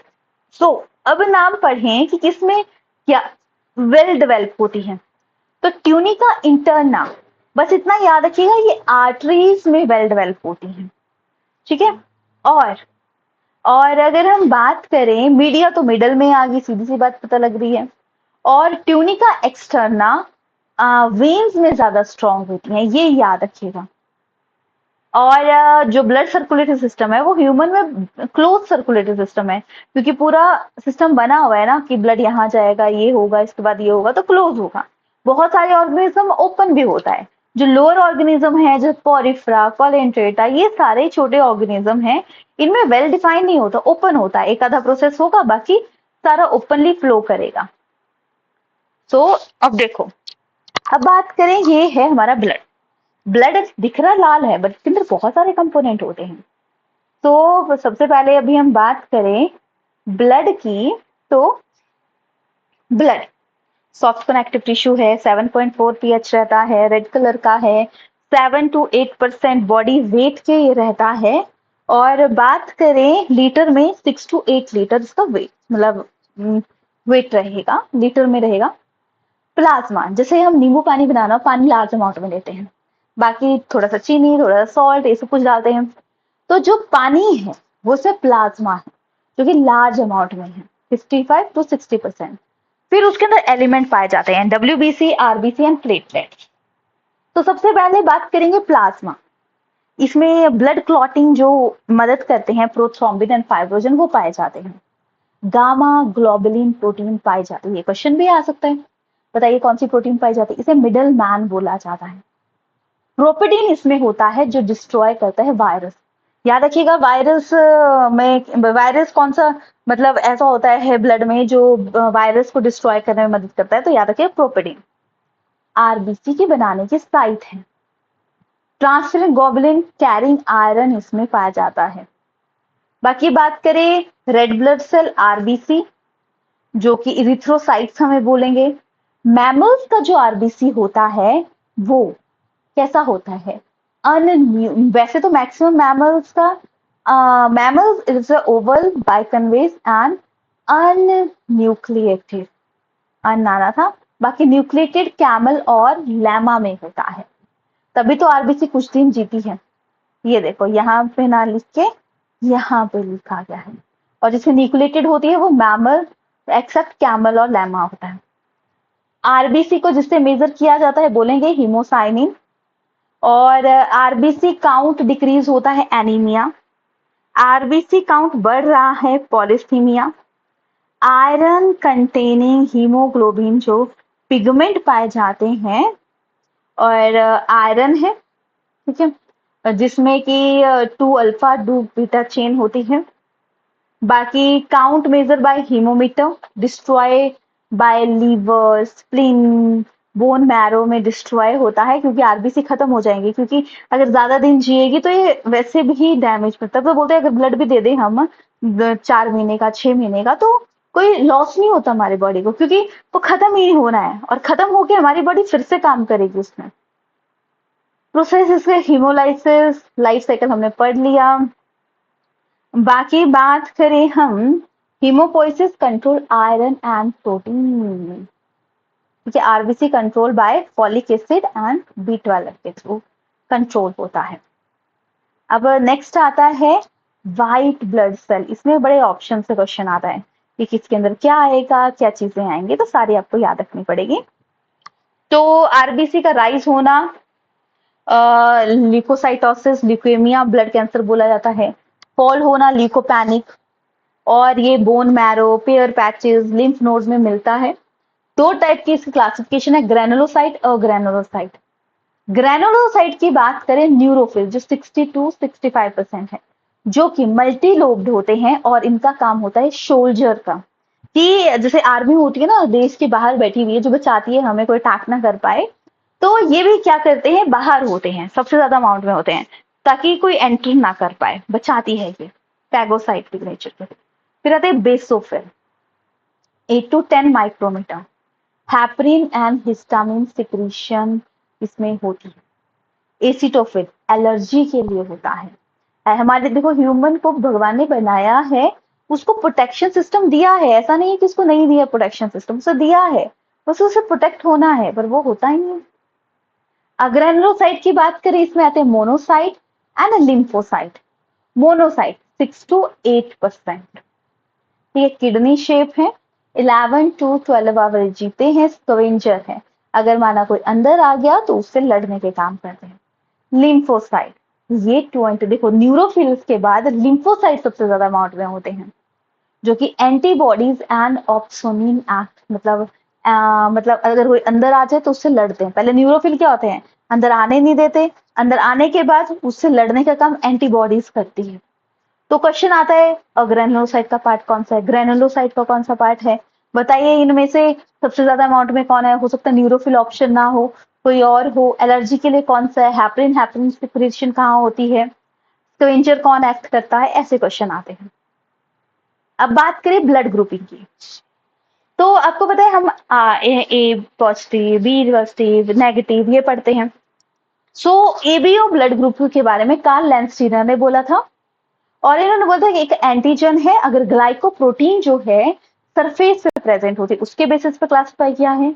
एक है गामा ग्लोबिन जो अंदर होती है, अगर एंटीजन ए है तो एंटीबॉडी बी होगी, तभी ब्लड ग्रुप ए बनेगा, ठीक है। और एंटीजन बी, एंटीजन जो बी है एंटीबॉडी ए होगी। अगर दोनों सेम हो तो क्या हो जाएगा, तो वो होता है कि अगर दोनों सेम हो जाए एंटीजन एंटीबॉडी, तो जब प्रेगनेंसी होगी तो बच्चे का अगर ब्लड ग्रुप मदर से मिल जाए, मदर का ब्लड ग्रुप बच्चे से मिल जाए, तो उस केस में फर्स्ट बेबी के टाइम तो कोई प्रॉब्लम नहीं होती। या सब बोल सकते हो कि अगर ऐसा होता तो हम किसी को ब्लड ग्रुप नहीं दे सकते, ब्लड नहीं दे सकते थे, तो और मतलब एक्सेप्ट ही नहीं होती ये चीज, मेन बात है, क्योंकि अगर दोनों सेम होंगे तो लड़ाई होगी, लड़ाई होगी तो वो बैलेंस नहीं रहेगा। और खासकर इसमें पढ़ा जाता है कि अगर मदर बच्चे का और दोनों का अगर ए होता तो वो कोलैप्स कर जाएंगे, और इसकी वजह से बच्चे की डेथ हो जाएगी। अब ए भी ब्लड ग्रुप है तो उसमें एंटीजन ए है और एंटीबॉडी 0 है, तभी वो ब्लड ग्रुप ऑल सबसे रिसीव कर सकता है कि अंदर कुछ नहीं है, बाहर है प्रोटेक्टिंग, अगर बाहर से एंटर दे रही तो अंदर आराम से काम करेगा। और इसमें डोनेट सबको कर सकता है क्योंकि बाहर कोई प्रोटीन नहीं है और अंदर है। ये यूनिवर्सल डोनर, ये याद रखिएगा। दूसरा है आर एच ब्लड ग्रुप, जब हम पॉजिटिव एंड नेगेटिव वर्ड से गिनते हैं तो अगर आर एच प्रेजेंट है तो उसको पॉजिटिव बोलेंगे, अगर आर एच नहीं है तो आर एच नेगेटिव बोलेंगे। पहले बोला जाता था कि ये तो है ही नहीं है, 1940 में पता लगा था कि नहीं, ये तो 85% मतलब अमेरिकन में और 93% इंडियन में पाया जाता है। तभी उसके बाद ए पॉजिटिव बी पॉजिटिव ये ब्लड ग्रुप में, ठीक है। और इस केस में भी होता है, देखो फर्स्ट केस में जब था ए एंटीजन ए एंटीजन, तो वही होगा कि अगर किसी को ब्लड ग्रुप नहीं दे सकते। दूसरा आर एच फैक्टर ये रिस्पॉन्सिबल बताता है कि अगर मदर का है आर एच पॉजिटिव, फादर का है आर एच नेगेटिव, तो बच्चा अगर आर एच पॉजिटिव होता है तो वो फर्स्ट बेबी के टाइम तो कोई प्रॉब्लम नहीं होती, सेकेंड बेबी के टाइम वो कोलैप्स कर जाएगा और वो डेथ हो जाएगी। और इसी के लिए इंजेक्शन, वैसे तभी तो ब्लड इतने सारे टेस्ट होते हैं और इतने सारे टेस्ट के बाद चेक किया जाता है, याद रखिएगा। ये फिर हार्ट की बात करें, हार्ट के याद रखिएगा 4 चैम्बर्स होते हैं, ये है हमारा हार्ट। सो एक साइड राइट साइड, एक side left side. Right side में ब्लड आ रहा है, कौन सा? Deoxygenated blood. राइट ऑरिकल से राइट वेंट्रिकल, राइट वेंट्रिकल से चला गया वो लंग से बाहर। अब सांस ली, लेफ्ट ऑरिकल में ब्लड आया, लेफ्ट ऑरिकल से लेफ्ट वेंट्रिकल गया, लेफ्ट वेंट्रिकल से बॉडी में चला गया। वैसे तो अभी तक हमने पढ़ा आर्टरीज सारी ऑक्सीजनेटेड ब्लड कैरी करती हैं, पर pulmonary arteries deoxygenated blood carry करती हैं। कौन सी? Pulmonary arteries. और राइट साइड होता है ट्राइकस्पिड वेल्व और लेफ्ट साइड होती है बाइकस्पिड वेल्व, जिसे हम मिट्रल वेल्व के नाम से भी जानते हैं। ठीक है, याद रखिएगा मिट्रल वेल्व, ट्राइकस्पिड वेल्व, सबसे बड़ा चैम्बर, सबसे छोटा चैम्बर, ऑक्सीजनेटेड ब्लड कहाँ आता है, कहाँ जाता है, यही चीजें इससे पूछी जाती हैं जो कि आपको ध्यान में भी रखनी है ना। और अगर ब्लड आता कहाँ से? सुपीरियर वेना केवा जो सर से आ रहा है, इंफीरियर केवा जो डाउन साइड से आता है, और उसकी वॉल पे भी हार्ट कोरोनरी साइनस होते हैं जो कि मदद करते हैं कि ब्लड एंट्री हो। बस इतनी चीजों मैंने बताई वो याद रखनी है। फिशेस का 2 चैम्बर हार्ट, एम्फीबियन का 3, रेप्टाइल का 3, क्रोकोडाइल का 4 रहता है, बाकी सारे रेप्टाइल का 3 चैम्बर है। देखो इसको मैंने शॉर्ट फॉर्म में भी एड ऑन किया है और लॉन्ग फॉर्म में भी याद किया रखा है। वैसे आप पढ़ना होगा ना तो शॉर्ट फॉर्म ही काफी है। हार्ट धक धक आपको पता है साउंड करता है, धक धक में लब डब साउंड है। तो ये साउंड कब होती है? जैसे ही ब्लड हार्ट में गया, तो याद रखिएगा दोनों चैम्बर में साथ में जाता है। ऑरिकल्स में एक साइड ऑक्सीजनेटेड और दूसरे साइड डीऑक्सीजनेटेड ब्लड, दोनों साइड साथ में जाता है। और साथ में जाने के जब जाता है तो आपको पता है कितना ज्यादा प्रेशर एकदम से पड़ जाता है उसमें, तो उस टाइम प्रोड्यूस होती है लब साउंड। ये सीक्वेंस याद रखिएगा, भूलती हैं ये चीजें। तो क्या होती है? लब साउंड प्रोड्यूस, और उसे बोलते हैं सिस्टोलिक प्रेशर, क्योंकि उस टाइम पे हार्ट पे बहुत ज्यादा प्रेशर पड़ रहा होता है।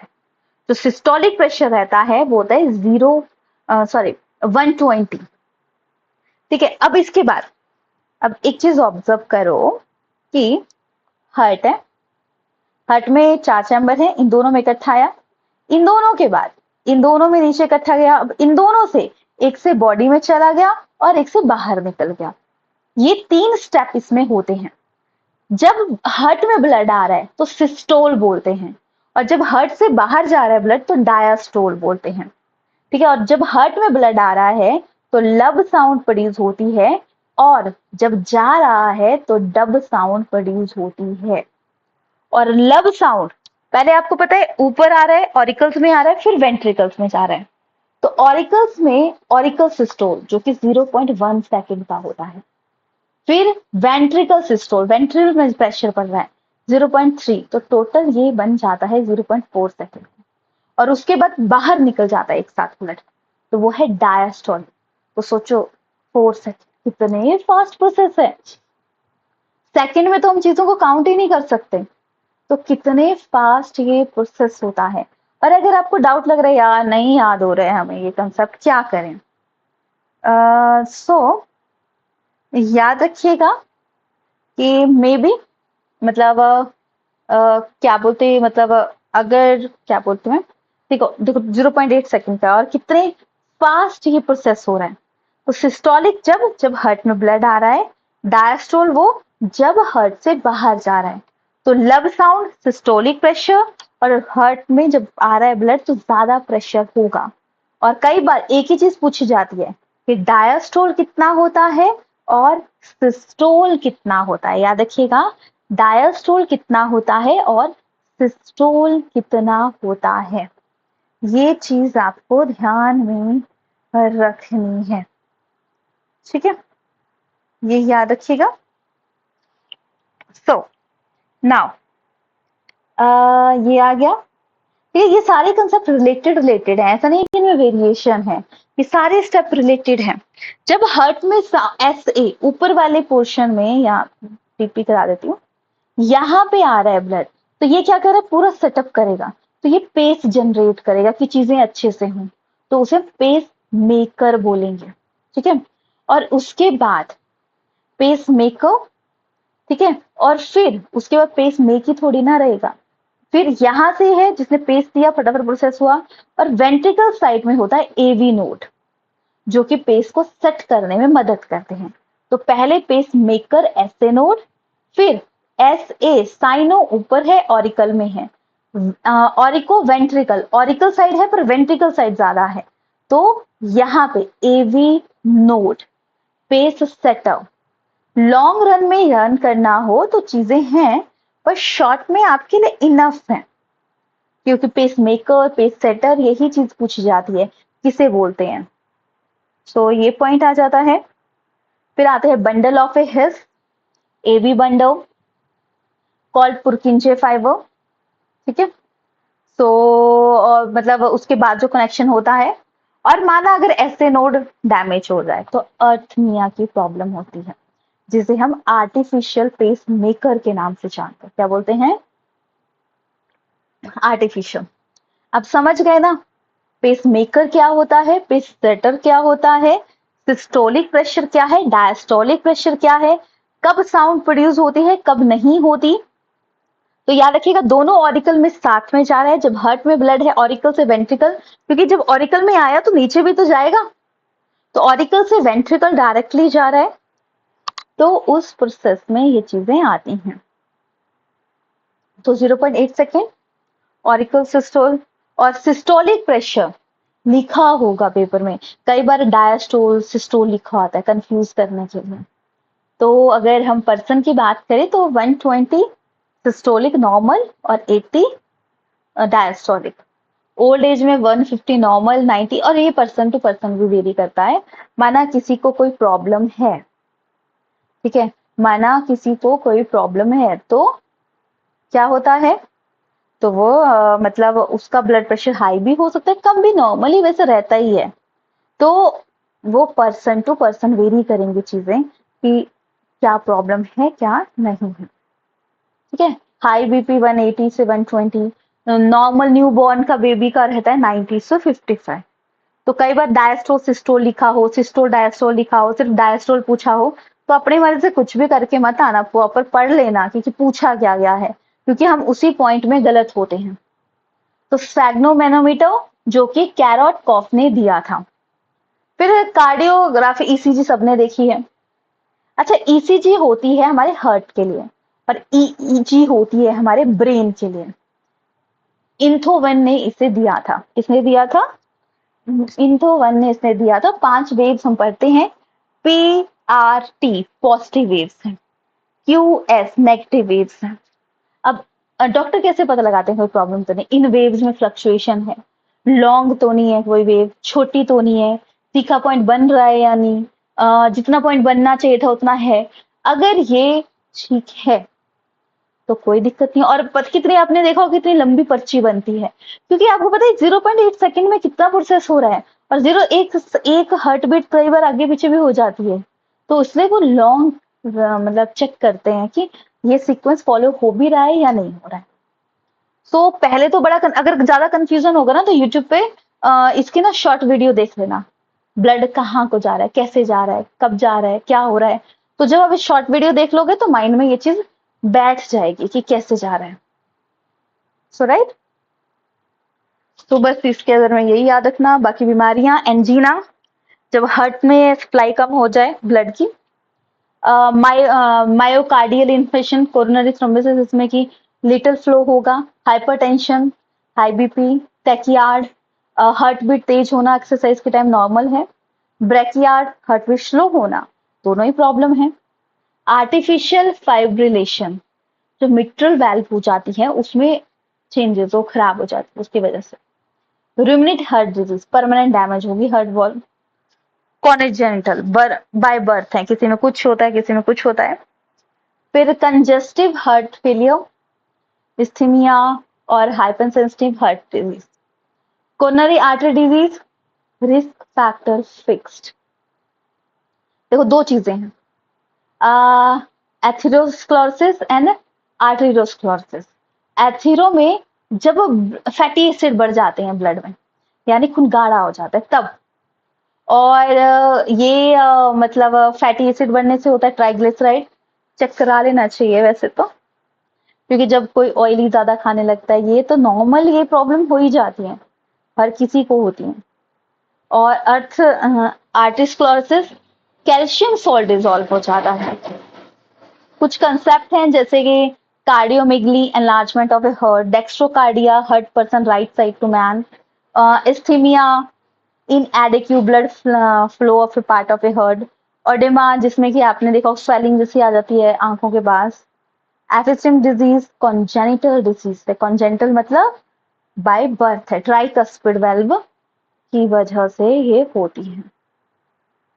सो राइट, ये क्वेश्चंस देखिए, heart beat, spleen, coronary sinus, pacemaker, abnormal rise, leukaemia, bicuspid valve, कितने इजी इजी क्वेश्चंस आए हैं, और बस आपके अंडरस्टैंडिंग बेसिस पे है।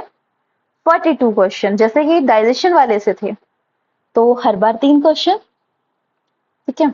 नाउ नेक्स्ट चैप्टर इज, अभी ऐसा मत सोचना क्वेश्चन नहीं पूछूंगी, अभी ताजा ताजा किया ना, थोड़ी देर बाद भूलेगा आपको, तब क्वेश्चन पूछूंगी। तो नेक्स्ट है हमारा एक्सक्रीटरी सिस्टम। एक्सक्रीटरी सिस्टम में थोड़ा छोटा चैप्टर है, ज्यादा बड़ा चैप्टर नहीं है ये, इसमें कुछ मेन से कंसेप्ट हमें ध्यान में रखने हैं, और एक क्वेश्चन बन ही जाता है इसका हर बारी। सो सबसे पहले आता है excretory product and there elimination, कौन से प्रोडक्ट हैं और क्या क्या उसमें से एलिमिनेट हो रहा है।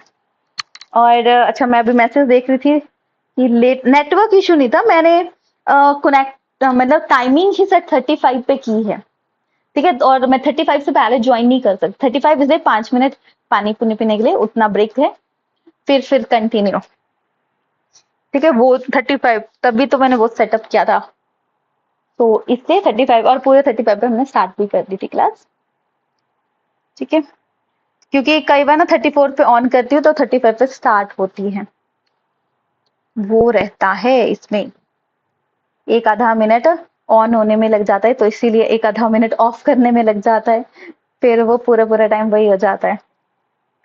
तो चैप्टर 9 थी excretory product and there elimination.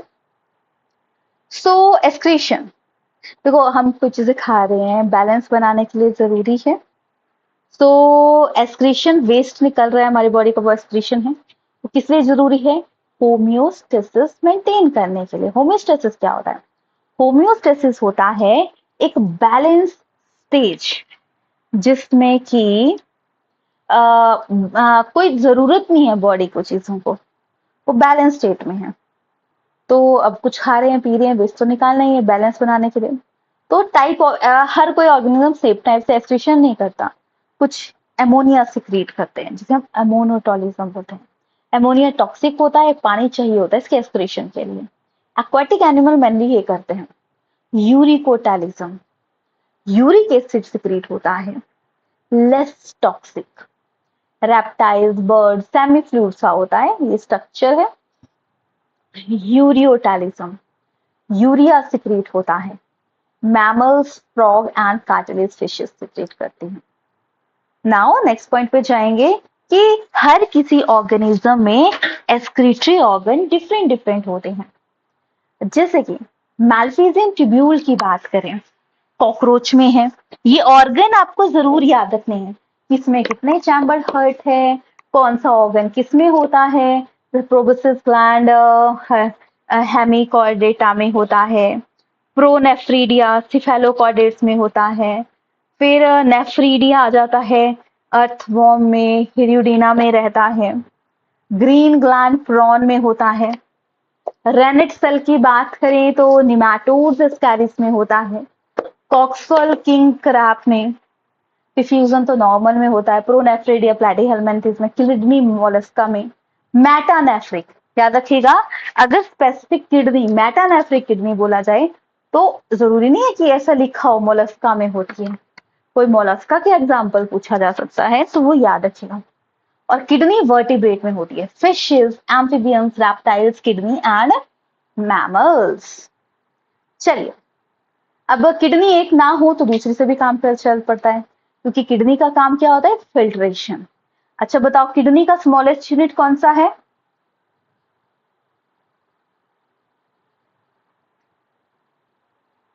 Smallest unit of A kidney, right, nephron. और आपको पता है किडनी स्टोन का फॉर्मूला क्या है? स्टोन्स वगैरह होते हैं,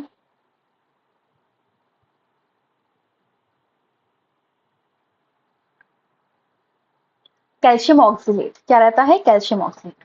अब छोटे छोटे कंसेप्ट हैं इसके जो लर्न करने हैं हमें। जैसे किडनी है, वन पेयर किडनी, फिर यूरेटर, यूरिनरी ब्लैडर में स्मॉल टाइम के लिए यूरिन स्टोर रहता है, यूरेथ्रा के थ्रू बाहर निकल जाता है। ये कोई डिफरेंस नहीं है कि मेल एंड फीमेल में अलग अलग होते हैं, ये सारे प्रोसेसेस सेम होते हैं दोनों में। रेडिश कलर की है, ठीक है। एक देखो ब्लू ब्लड है, यानी ऑक्सीनेटेड ब्लड है, डीऑक्सीनेटेड ब्लड। रेड कलर का है तो यानी डीऑक्सीनेटेड ब्लड है। डीऑक्सीनेटेड ब्लड आता है, प्योर होता है और ऑक्सीजनेटेड में कन्वर्ट हो जाता है। फिर अब जहां से ये अटैच होता है उसे हम हीलम पोर्शन बोलते हैं। कौन सा बोलते हैं? हीलम। अब दूसरा याद रखना, अब देखो किडनी है ना, ये है, इसके अंदर छोटे छोटे यूनिट हैं, तो ये जो पोर्शन बना हुआ है इसमें एक लाइन है, वो है नेफ्रॉन। ठीक है, नेफ्रॉन का एक हिस्सा थोड़ा सा बाहर होता है, एक अंदर। तो जो अंदर वाला हिस्सा आता है वो मेडुला बोलेंगे, और बाहर वाले हिस्से को हम कॉर्टेक्स रीजन बोलेंगे। क्या बोलेंगे? अंदर वाले को मेडुला एंड कॉर्टेक्स। क्वेश्चन आता है कि कौन सा कॉर्टेक्स रीजन में आता है, कौन सा मेडुला रीजन में आता है। तो चलिए अभी हम वही डिस्कस करते हैं। कॉर्टेक्स रीजन में आपका ग्लोमुलस आ जाता है, ठीक है, आपका पीसीटी आ जाता है, डीसीटी आ जाता है, प्रॉक्सिमो डिस्टल ट्यूब्यूल ये, और डिजिटल कन्वोल्यूटेड ट्यूब्यूल, और मेडुला में सिर्फ लूप ऑफ हैनल आते हैं। ये देखो, ये है बाउमन कैप्सूल जिसके अंदर ग्लम्स कैप्सूल होते हैं, और फिर पीसीटी, प्रॉक्सिमो डिस्टिलेटेड ट्यूब्यूल, फिर नीचे आता है लूप ऑफ हैनल, फिर ऊपर कॉर्टेक्स रीजन कहाँ पे है? जो ये पोर्शन है इसके बाहर वाले हिस्से में है थोड़ा सा, बाकी सारा लूप ऑफ हैनल आता है।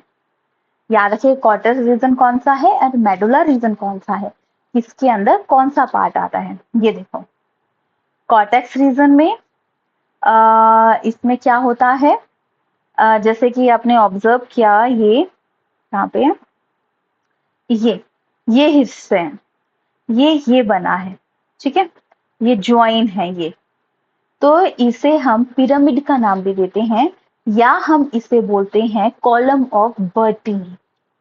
और मेडुला हिस्से में हमने पढ़ लिया क्या आता है। अब नेफ्रॉन की बात करें तो सबसे पहले आपका जो बाहर वाला हिस्सा है ग्लोमेरुलस, टफ कैपिलरी फॉर्म होती है इसमें, और जिससे वो कैच होता है उसे हम बाउमन कैप्सूल बोलते हैं, ठीक है।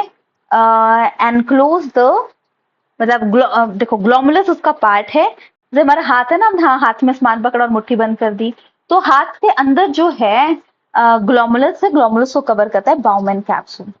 ट्यूब्यूल्स की बात करें तो 3 है, पीसीटी, डीसीटी एंड हैनल ट्यूब्यूल, जिसमें से पीसीटी और डीसीटी हमारी कॉर्टेक्स रीजन में आती है, मेडुला रीजन में हैनल लूप आते हैं। इनका अपना अपना रोल है। डीसीटी बाहर को निकालता है सामान, पीसीटी लूप ऑफ हैनल तक पहुंचाएगा, बाकी लूप ऑफ हैनल अपना काम करेगा। लूप ऑफ हैनल क्या काम करेगा? सबसे पहले ग्लोमुलस फिल्ट्रेशन की बात कर लें तो ग्लोमुलस फिल्ट्रेशन में 3 लेयर्स आती हैं, एंडोथेलियल, एपिथेलियल एंड बेसमेंट। पूछा जाता है कि मतलब पोडोसाइट किसमें होते हैं? तो पोडोसाइट होते हैं एपिथेलियम लेयर में। पोडोसाइट ऐसे फिंगर लाइक प्रोजेक्शन होती है जो कि सरफेस एरिया बनाने में मदद करते हैं। तो याद रखिएगा, देखो ग्लोमुलस है, इसको कवर किया है बाउमेन कैप्सूल ने। इसके अंदर 3 लेयर्स हैं, endothelium, epithelium and basement. Epithelium में बाउमेन कैप्सूल होती है, बेसमेंट दोनों के बीच में होती है। मतलब पोडोसाइट होते हैं, पोडोसाइट माइन्यूट पोर होते हैं जो स्पेस इंक्रीज करने में मदद करते हैं। बाकी इसमें 180 लीटर तो ट्रांसफर होता ही है डेली। और फिर एब्जॉर्प्शन हो रही है, सिक्रीशन हो रही है। फिर आपने याद रखना है यूरिन की फॉर्मेशन, जैसे कि ग्लोमुलस फिल्ट्रेशन हमने पढ़ लिया, पीसीटी में कन्वर्ट होता है। ट्यूब्यूल हैनल लूप, एक है डाउनफॉल, एक है अपवर्ड, हमने पढ़ा ना। ये डिसेंडिंग आ गई, ये असेंडिंग आ गई। जो डिसेंडिंग होती है वो वाटर के लिए परमेबल है, मतलब यहां से वाटर निकलता है। दूसरा आयंस के लिए परमेबल है, वाटर नहीं निकलता। देखो दोनों का अपना क्वेश्चन आता है, कौन सा आयन के लिए परमेबल है, कौन सा किसके लिए परमेबल है। यही मेन क्वेश्चन इससे पूछे जाते हैं। तो याद रखिएगा कौन किस चीज के लिए परमेबल है। हैनल रूप में मैक्सिमम, देखो ट्यूब्यूल्स, देखो अब मैं एक बार समअप करूंगी बाद में चीजें। पीसीटी है, हैनल लूप है, डीसीटी है। हैनल लूप में आपका मैक्सिमम एब्जॉर्प्शन वगैरह हो रही है, जिसमें डिसेंडिंग वाटर के लिए परमिएबल है, एक चीज याद रख लेनी बस, याद है तो दूसरी आयन के लिए होगी। डीसीटी में फिर कलेक्शन होगा, फिर उसके बाद बाहर निकल जाएगा मटेरियल। अब ये जो प्रोसेस है इसे हम काउंटर करंट मैकेनिज्म बोलेंगे, जिसमें कि एब्जॉर्प्शन हो रही है, और ये एक बार का प्रोसेस नहीं है, it's taking a to much time, जिसकी वजह से प्रॉपर एब्जॉर्प्शन रीएब्जॉर्प्शन हो रही है ताकि प्रोसेस अच्छे से हो सके। तो जिसे हम बोलेंगे काउंटर करंट मैकेनिज्म। अब चलिए एक बार मैं इसको समअप करूं तो एक सेकेंड मैं पेज ढूंढ रही हूँ।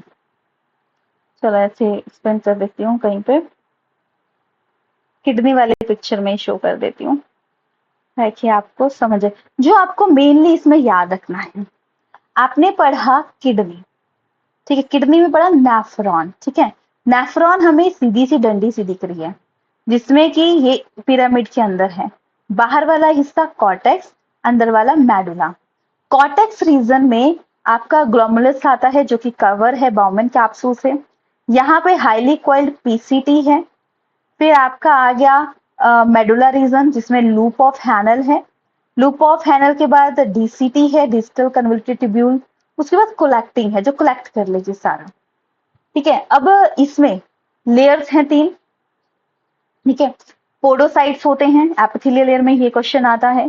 पीसीटी से क्वेश्चन आएगा कि हाईली कन्वोल्यूटेड है। फिर आता है लूप ऑफ हैनल, ये डिसेंडिंग पोर्शन, ये असेंडिंग पोर्शन। डिसेंडिंग वाटर के लिए परमेबल है, यानी आयन के लिए इम्परमेबल है, तो दूसरा आयन के लिए परमेबल होगा। फिर बस यहां से कलेक्शन होगी, बाहर कलेक्टिंग ट्यूब्यूल से निकल गया। इसमें आयन, वाटर, सब कुछ का ट्रांसफर हो रहा है, एक्सचेंज हो रहा है। तो इस पूरे को हम काउंटर करंट मैकेनिज्म बोलेंगे। बड़ा कंफ्यूजन होता है ना कि क्या चीजें हैं, बट इतना सा है सिर्फ कि कैसे ट्रांसफर हो रहा है, क्या हो रहा है, क्या नहीं हो रहा है। तो ठीक है, याद रखिएगा। और counter current mechanism and urine की फॉर्मेशन को हम मिक्ट्यूशन बोलेंगे, ठीक है, ये याद रखिएगा। अब ये सारे फंक्शन हमारे 3 प्रोसेस में कंट्रोल होते हैं, हाइपोथैलेमस, जीसीटी और हर्ट। हाइपोथैलेमस में मतलब एंटीड्यूरेटेड हार्मोन होते हैं, वासोप्रेसिन होते हैं, जो कि एब्जॉर्प्शन रीएब्जॉर्प्शन को कंट्रोल करते हैं। और माना एडीएच की कमी हो जाए तो डायबिटिक इंस्पिक्वस होता है, जिसमें कि यूरिन की आउटपुट इंक्रीज हो रही है तो शुगर फ्री यूरिन होगा। ठीक है, और एक आता है मैलिकस, डायबिटिक मैलिकस, जिसमें अंदर शुगर है, मतलब ब्लड में शुगर है। एक आता है यूरिन विद शुगर और एक आता है ब्लड विद शुगर। तो अगर इसमें यूरिन फ्री है शुगर से तो ब्लड में शुगर होगी। एडीएच की कमी से ये होता है। दूसरा आता है जीसीटी, जीजेए, जक्सा ग्लोमेरुलस ट्यूब्यूल, क्या होता है, एंजियोटेंशन। सो देखो अभी हमने पढ़ा था मिल्क की डाइजेशन के लिए रेनिन है, डबल एन है, तो सिंगल एन होगा तो वो डाइजेशन एंड एब्जॉर्प्शन के लिए रिस्पॉन्सिबल है। रेनिन से एंजियोटेंशन 1 बना, एंजियोटेंशन से 2 बना, और इससे मतलब एक्टिवली रिलीज एंडोस्टेरॉन, जो कि इसमें मदद करेगा। हार्ट के बाहर होते हैं एंटी न्यूरेटिव फैक्टर, जो कि फंक्शन में रोल प्ले करेंगे ताकि प्रॉपर सिस्टम से बना रहे। तो ये 3 चीजें हैं जो इस प्रोसेस में रिस्पॉन्सिबल होती हैं। बाकी बात करें यूरिन की फॉर्मेशन को, यूरिनेशन को मेट्रिशन बोलेंगे। यूरिन का मतलब कलर, मतलब येलो कलर होता है यूरोक्रोम की वजह से। ठीक है, और स्मेल होती है वो यूरिनोइड की वजह से होती है, याद रखिएगा। और एक्सक्रीशन का काम थोड़े ना हमारे सिर्फ किडनी कर रही है, लंग्स भी एक्सक्रीट करते हैं कार्बन डाइऑक्साइड, लीवर भी एक्सक्रीट करता है बाइल, स्वीट ग्लैंड है, सेबेशियस ग्लैंड है, ये सारे रिलीज करते हैं चीजें, एक्सक्रीशन का काम करते हैं। बाकी एक्सक्रीशन की बात करें, हीमोडायलिसिस, कईयों की किडनी काम नहीं कर पाती तो आर्टिफिशियल वे से चीजें दी जाती हैं ताकि वो वर्क करें। रेनल फेलियर, किडनी का जो फंक्शन होगा इसमें रेनल इन्फ्लामेंटेशन की जाती है। किडनी स्टोन, देखो किडनी स्टोन आपको पता रिकवर हो जाता है, क्यों? क्योंकि वहां पे पानी का आना जाना ज्यादा होता है। पानी के जाने से तो वो पत्थर है वो सोलुबल हो जाते हैं कई बारी, या आप बोला जाता है ये पियो ये करो दवाई ठीक हो जाएगी, क्योंकि वो एसिडिक क्रिएट करते हैं और एसिडिटी की वजह से वो चले जाते हैं। तो कैल्शियम ऑक्सलेट, ग्लोमेरुलोनेफ्रीरिया, ब्राइट डिजीज पूछा जाता है, ब्राइट डिजीज किससे रिलेटेड है? तो किडनी से रिलेटेड है। क्या हो रहा है? ग्लोमेरुलस की फंक्शनिंग कम हो रही है। ग्लाइकोयूरिया, यूरिन विद शुगर, पहले हमने पढ़ा ब्लड विद शुगर, उसमें क्या था? इंस्पिक्वस। ग्लाइकोयूरिया, यूरिन विद शुगर, मैलिकस। ठीक है, ये याद रखिएगा। कीटोयूरिया, क्यूटियन क्यूटियन बॉडी होगी। Haematuria, urine with blood cell.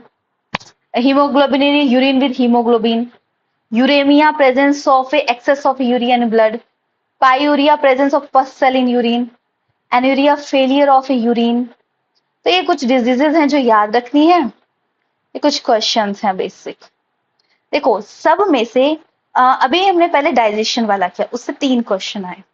फिर हमने रेस्पिरेशन वाला किया, उससे 1 क्वेश्चन आता है। ब्लड वाले से 3 क्वेश्चन हर बार आए हैं एवरेज, और इस वाले चैप्टर से 1 क्वेश्चन। कितने हो गए? 3 4 5 6 7 8, तो 8 क्वेश्चन तो यही हो गए।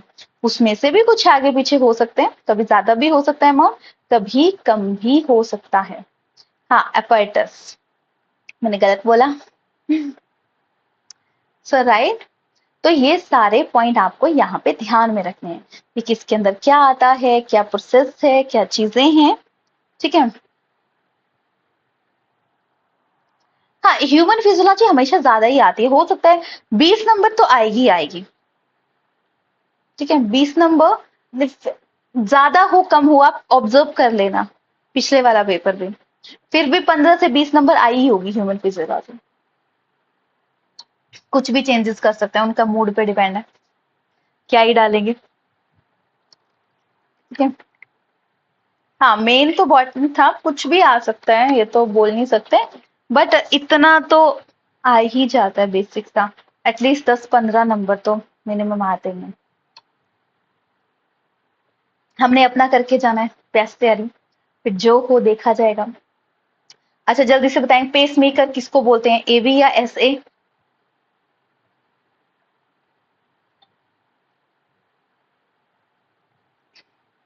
राइट, ऐसे नोट को। सिस्टोलिक प्रेशर कितना रहता है ह्यूमन बॉडी का, नॉर्मल पर्सन का?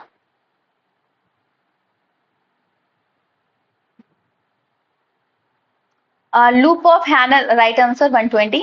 लूप ऑफ हैनल में कौन सा पोर्शन वाटर की एब्जॉर्प्शन में वाटर के लिए परमेबल है, असेंडिंग या डिसेंडिंग? Right, descending.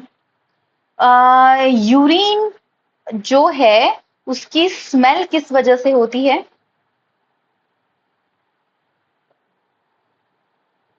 यूरिनोइड। और यही क्वेश्चन आते हैं इससे। किडनी स्टोन, ब्राइट डिजीज का क्वेश्चन आ जाएगा। अब इजी क्वेश्चन आते हैं इस चैप्टर के।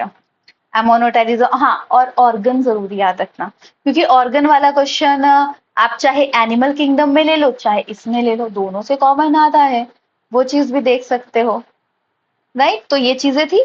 4 चैप्टर आज हमने फिनिश किए, बाकी के 3 चैप्टर आप कल पढ़ के आइएगा। सो कल हम उसके क्वेश्चंस को डिस्कस करेंगे।